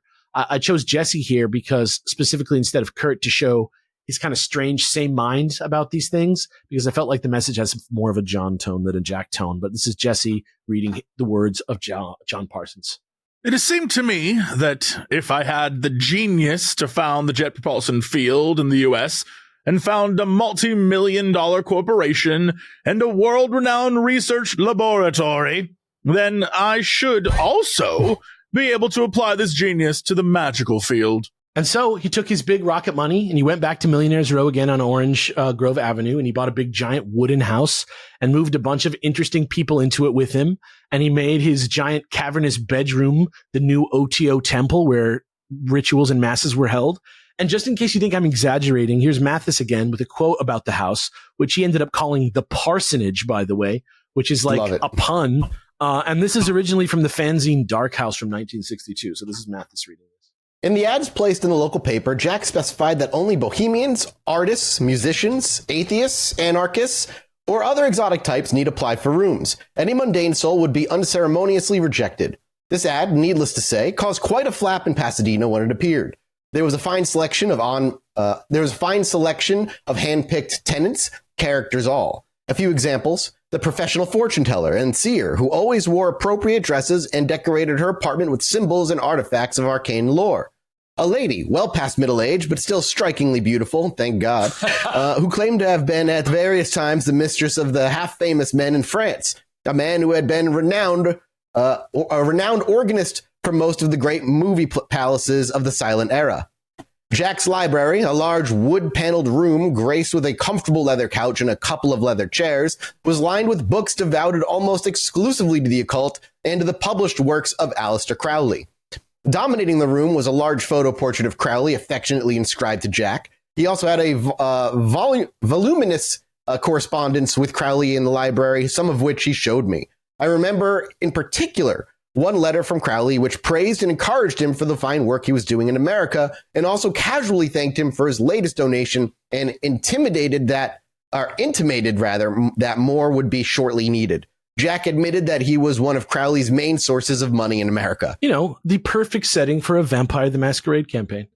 Yeah, absolutely.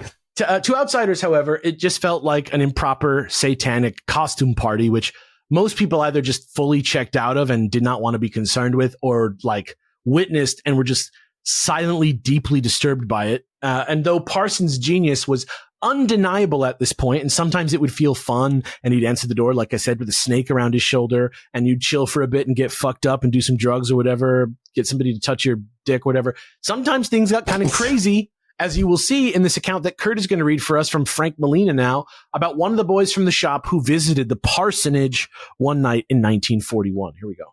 He was a mechanic working with Jack, and it seemed that he had gone to Parsons' house. They had a seance. What they were doing, I don't know.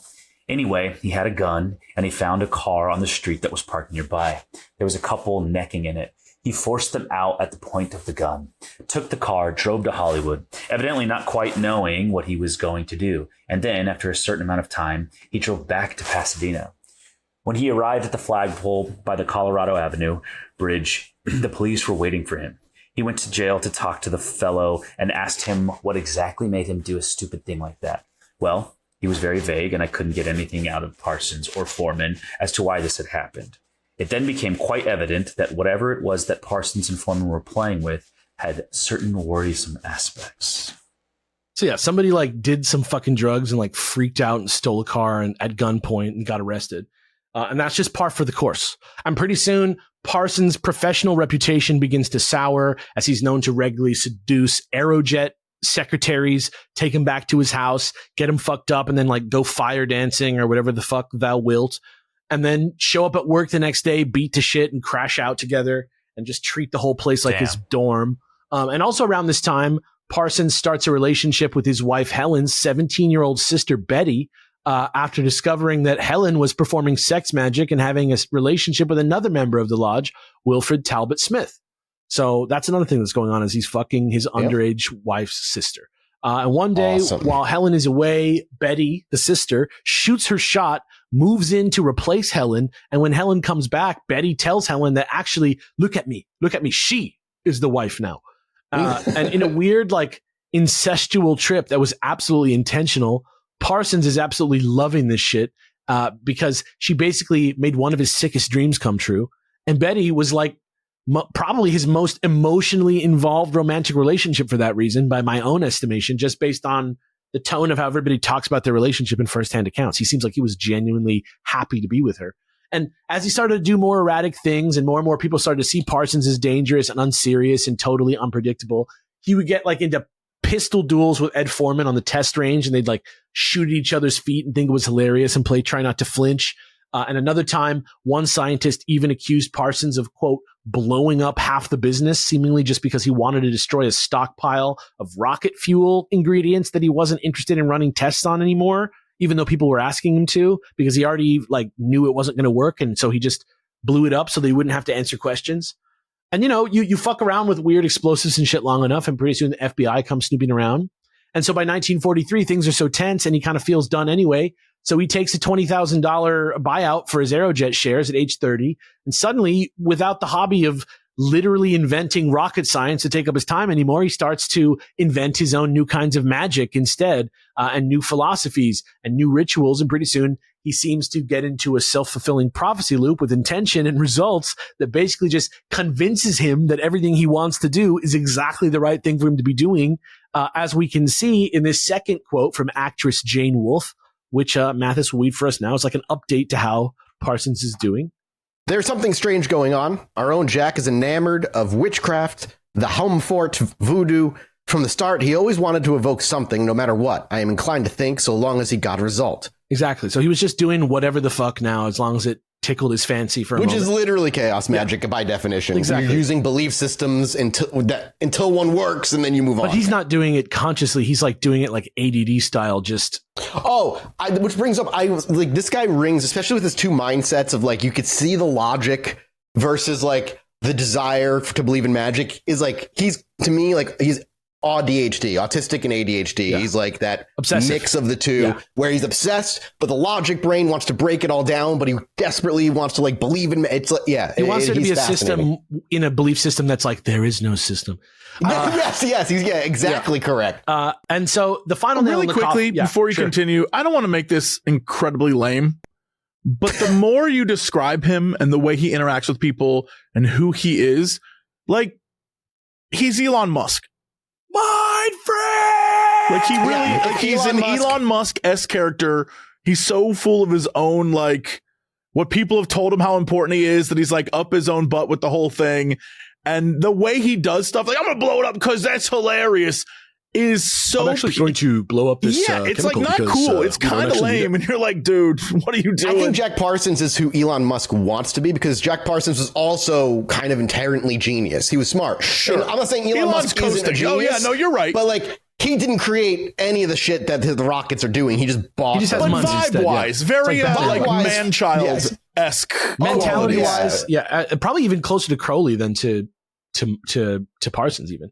Except for that Parsons has the fucking weird company. It's so weird. But the final nail in the coffin comes with the true arrival of L. Ron Hubbard, who was a famed sci-fi author at the time, that Parsons likely met him through the Manana Society with Heinlein in the Laurel Canyon, and who eventually went on to found one of the scariest and most depressingly evil organizations that still is out there today, especially in Los Angeles, the Cult of Scientology, for which in 2025, there are still literally giant billboards up on some of the most expensive advertising real estate in town for. Curious? Still today. And already his contemporaries were smelling a rat, like Parsons' fave author, Jack Williamson, who said about Hubbard, quote, "I recall his eyes, the wary light blue eyes that I somehow associate with the gunmen of the Old West, watching me sharply as he talked, as if to see how much I believed. Not much." Unfortunately for Parsons, however, he didn't quite catch the vibe with Hubbard right away, and the two became really good friends really fast, and Hubbard moved in to one of the rooms at the parsonage house, even though he was married with a family elsewhere, apparently. He just was like, yeah, I live here now.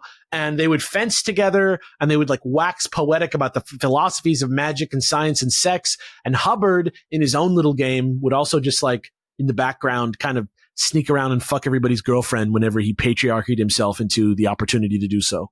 A dirty, dirty dude.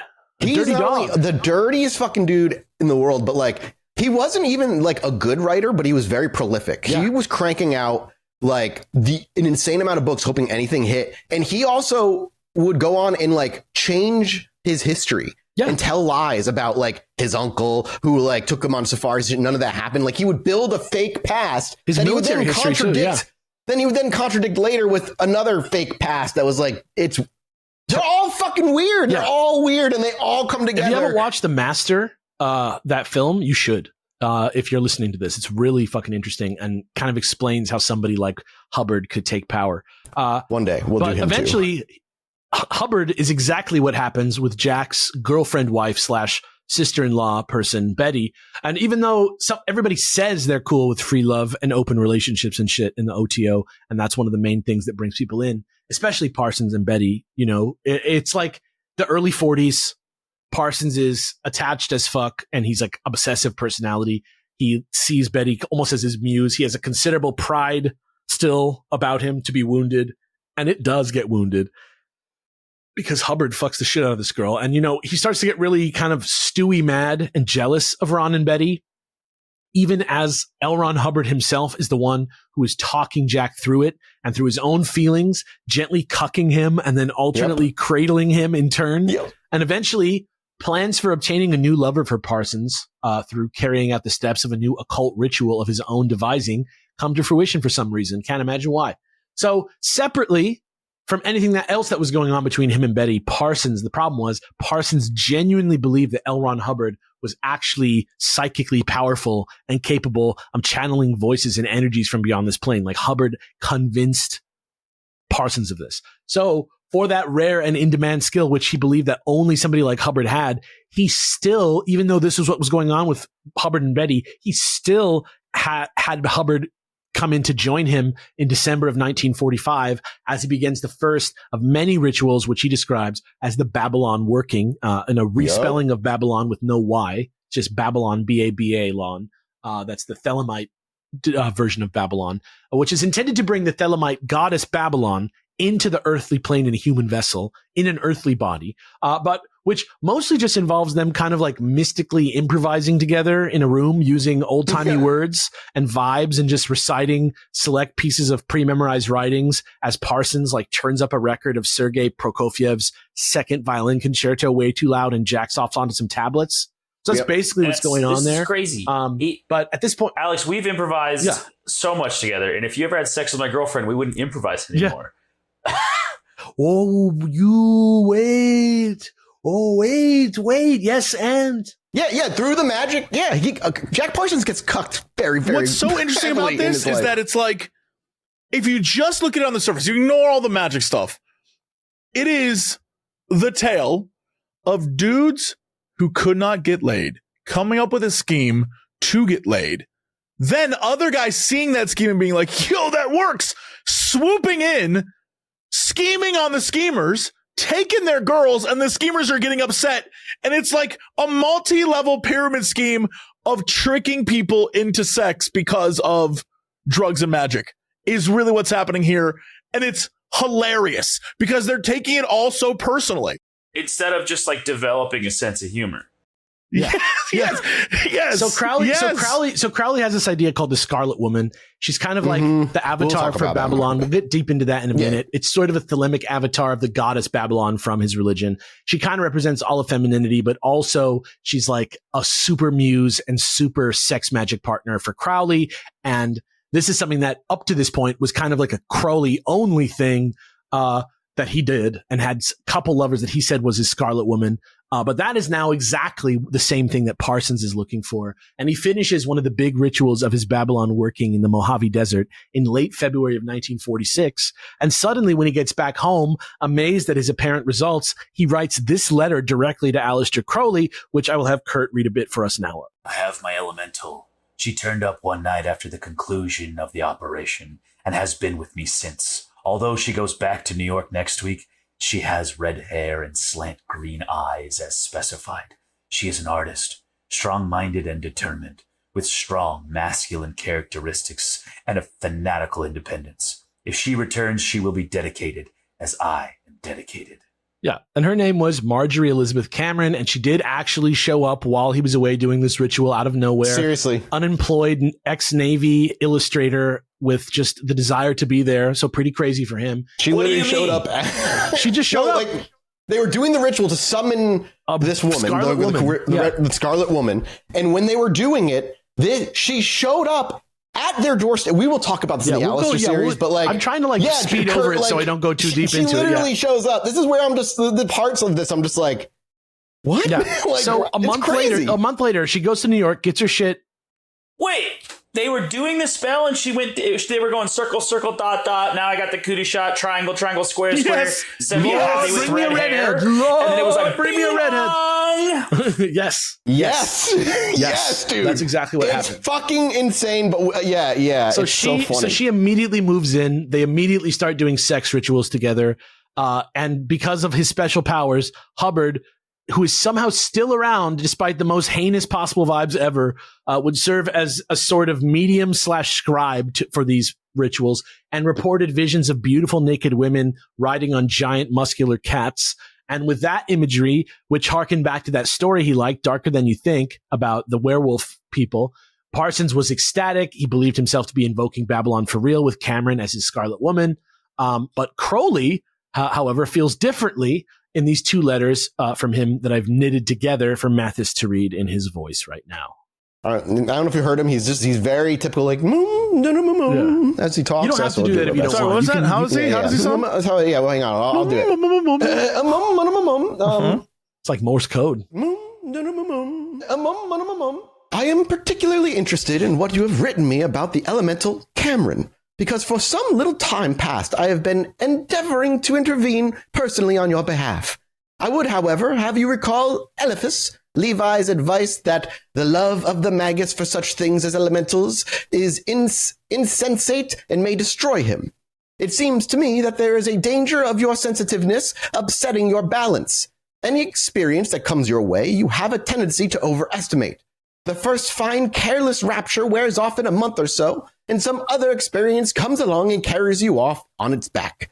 Meanwhile, you have neglected and bewildered those who are dependent on you, either from above or from below. At the same time, you are being as sensitive as you are. It behooves you to be more on your guard than would be the case with the majority of people. And he's kind of also not wrong. Pretty solid roast. Yeah, pretty valid roast of Parsons. Because Parsons does get taken by his whims of like what he believes. It's that ADHD magic pursuit. Stop being a sensitive bitch. Yeah, exactly. Basically what he's trying to say also, like, kind of through between the lines, is that he doesn't love all this new weird shit that Parsons is doing. And he feels like it probably besmirches his legacy and his life's work if Parsons is going to be like a leader after fucking Crowley dies, because he's like a fucking heroin addict at this point and he's like fucking dying. And Parsons' feelings are kind of hurt when he gets this letter back. And we'll kind of see that in his writing, which Kurt's going to read for us now, that he wrote back to Crowley in response to that letter, which is this. You have got me completely puzzled by your remarks about the elemental, the danger of discussing or copying anything. I thought I had a most morbid imagination, as good as any man's, but it seems I have not. I cannot form the slightest idea what you can possibly mean. Totally butthurt. But Crowley, on the other hand, thought that Parsons should know very well what he meant, as Mathis will read for us now in this excerpt, a short excerpt from a letter from Crowley to his stateside OTO associate, Carl Germer. Here you go. Apparently he, or Hubbard, or somebody, is producing a moonchild. I get fairly frantic when I contemplate the idiocy of these goats. Yeah, and this idea of a moonchild or homunculus or like little enchanted blessed being, again, is kind of like the child of the night that brings back the old gods in the old way from the story Darker Than You Think by Jack Williamson. And this trope hasn't been like done to death in horror movies yet at this point, and still seemed possible and slightly realistic. So Jack Parsons was all over this, though we're not going to go into it too much because I'm pretty sure Mathis has homunculi and moon children covered coming up pretty soon. But it's like the promised child. It's like Satan's baby kind of vibes. However, also, while all this was going on, Hubbard and Parsons' wife's sister sex friend Betty are forming this like weird company where Hubbard puts up Jesse's call he wants to be part of. Whoa. This sounds like this is way too much work. My cult wouldn't have this many levels of nonsense. Listen to this plan. They form a company where Hubbard puts up $1,000, Betty puts up nothing, Parson puts up $20,000, but they split everything evenly 3 ways. And they're going to apparently go use that money to buy boats on the East Coast and then sail them around to the West Coast and sell them there. But then after the second ritual of the Babalon Working, Ron Hubbard and Betty take off with half of the money to the tune of $10,000. And at first, Parsons is like feeling tricked and pissed. And then somehow Hubbard calls him on the phone and talks him down. And Jack ends up actually thanking him at the end of the call. And this guy, Lewis Culling, who's an OTO guy who hears the call, overhears it, says it was like such a loser, sad response to the situation that it made him cringe. But obviously, despite whatever Hubbard said to Parsons that night, it turned out that the whole boat scam was a bad deal all around. Betty and Hubbard actually did end up buying a boat or 3. And pretty soon, Crowley writes Germer back, as Mathis will now read for us again, with a slight concern about these things that are going on. Yeah, Crowley's not happy about any of this shit. Suspect Ron playing confidence trick. John Parsons weak fool, obvious victim, prowling swindlers. He's got a miraculous illumination which rhymes with nothing, and he has apparently lost all his personal independence. From our brother's, Lewis Culling's, account, he has given away both his girl and his money. Apparently, it is the ordinary confidence trick. Of course, I must suspend judgment until I have heard his story, his side of the story, but he promised me quite a long while ago to write me a full explanation, and to date, I have received nothing from him. Yeah, so he just like leaves him on red for a long ass time. But then like a month later, as Jesse will now read for us, John Parsons writes back with his tail between his legs, but also admittedly with a fairly crazy story to tell, which is absolutely true according to all records. Here I am in Miami, pursuing the children of my folly. Hubbard attempted to escape me by sailing at 5 p.m., and I performed a full invocation to Bartzabel, a form of Mars, within the circle at 8 p.m. At the same time, so far as I can check, his ship was struck by a sudden squall off the coast, which ripped off his sail and forced him back to port, where I took the boat in custody. I have them well tied up. They cannot move without going to jail. However, I'm afraid that most of the money has already been dissipated. I will be lucky to salvage $3,000 to $5,000. In the interim, I have been flat broke. Yeah, so he chases them all the way to fucking Miami. They try to get away in one of the boats. He summons a storm, which fucks the boat up, and they have to come back to shore. And so he gets them. And eventually, Parsons gets his shit together, He sues summons the shit out of him. That's just what people No, think. let's just think he did a ritual to Bartzabel, and the storm really happened. And Yeah. there was a storm that they also ran into afterward. He went circle, circle, dot, dot. Now I got the cootie shot. Triangle, triangle, square, square. Let's put a storm right there. And Right yes. over there. yeah. Crazy.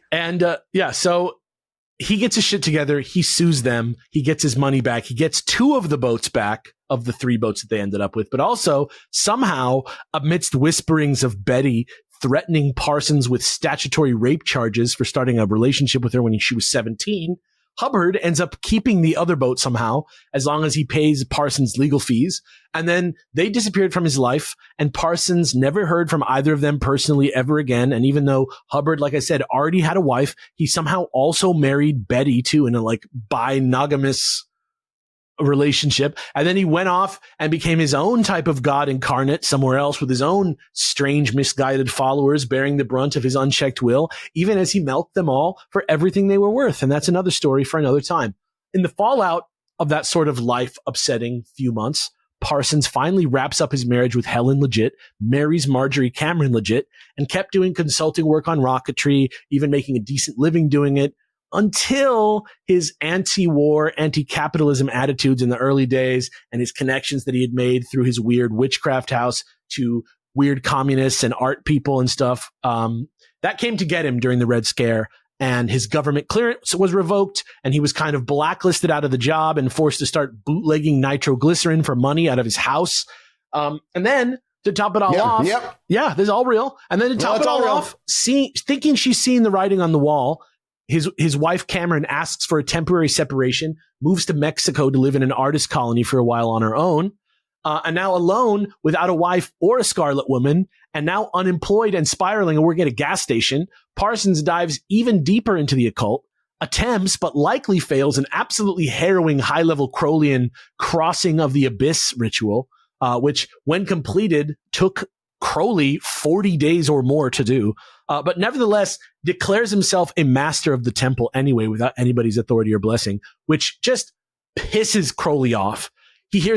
Crowley hears him tell all these stories, taking the black pilgrimage to Chorazin on the astral plane and creating his new oath, the oath of the Antichrist, and declaring himself Balerion, which rhymes with Therion, by the way. Balerion Armilis al-Dajjal, the Antichrist, who, quote, am come to fulfill the law of the beast 666, Aleister Crowley.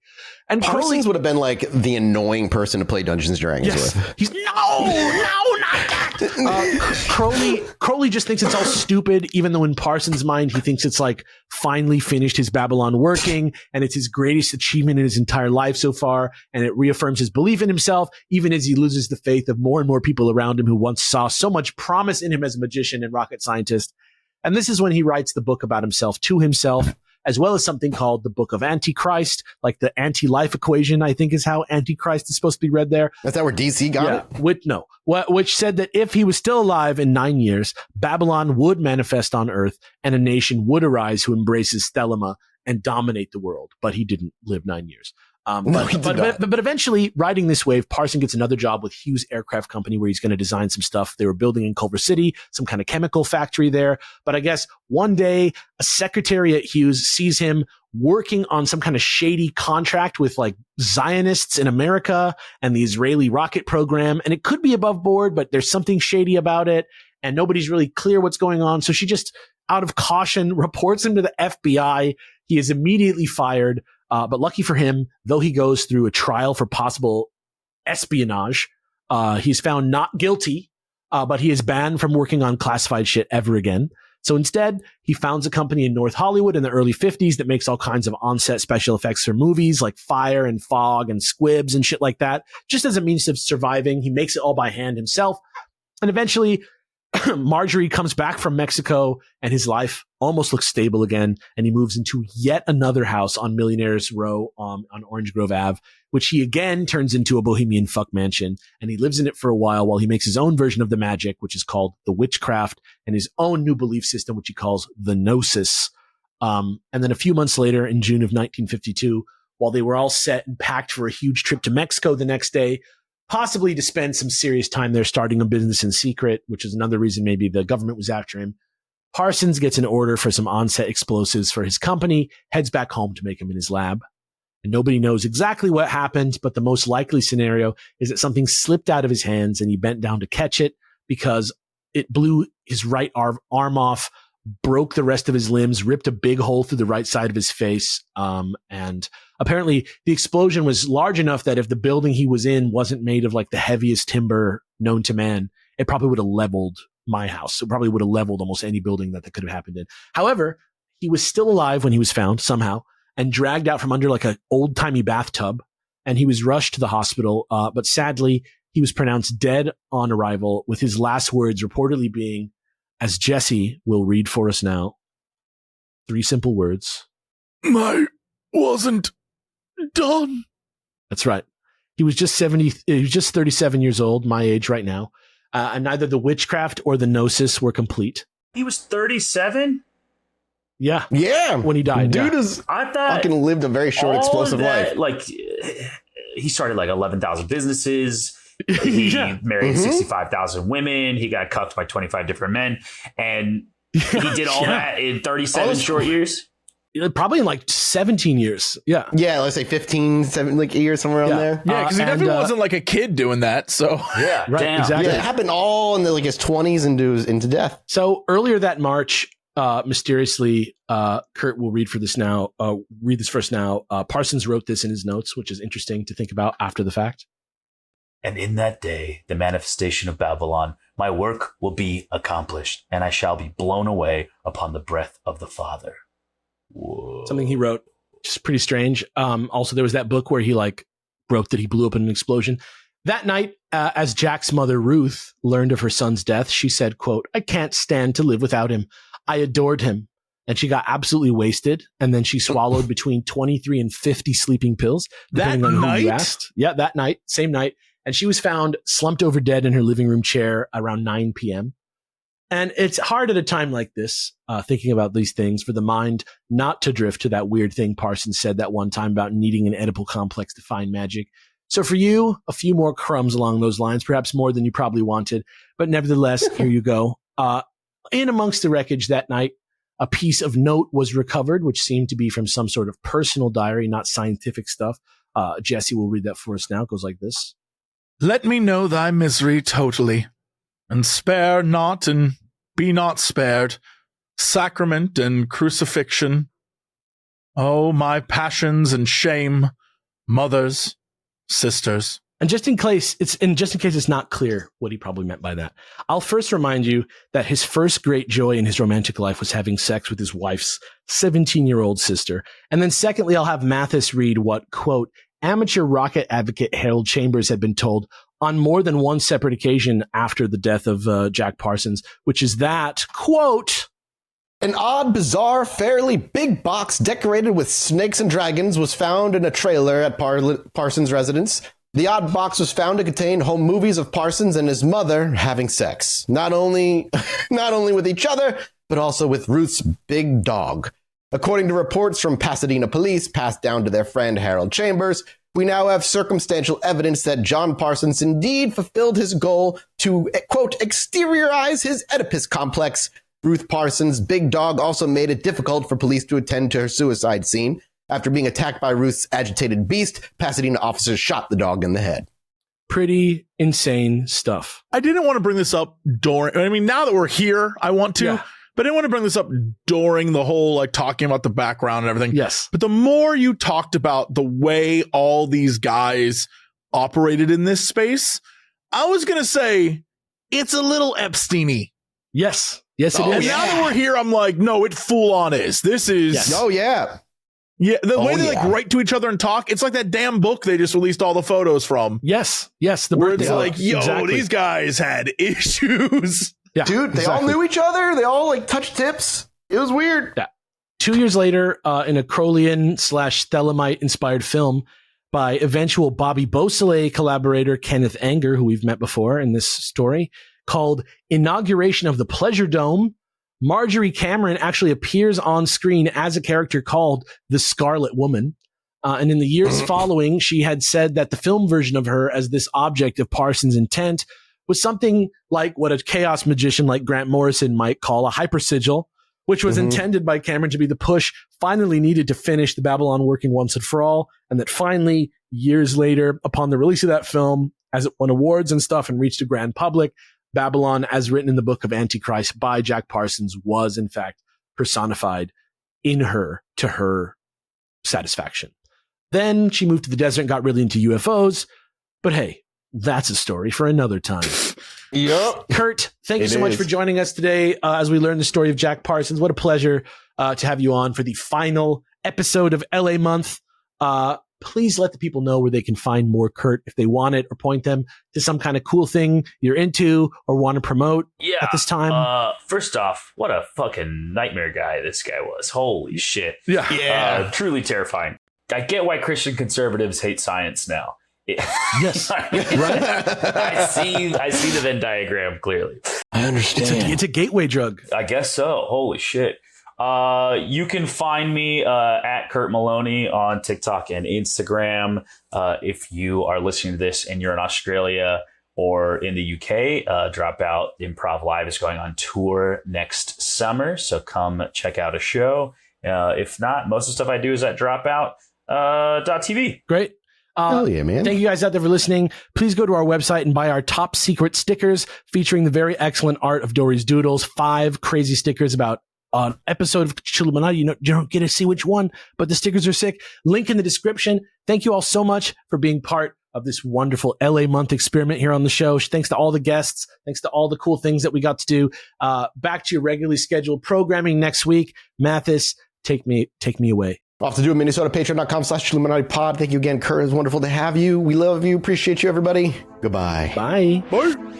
Anyway, me and my wife were sitting outside indulging on our porch one night, enjoying ourselves.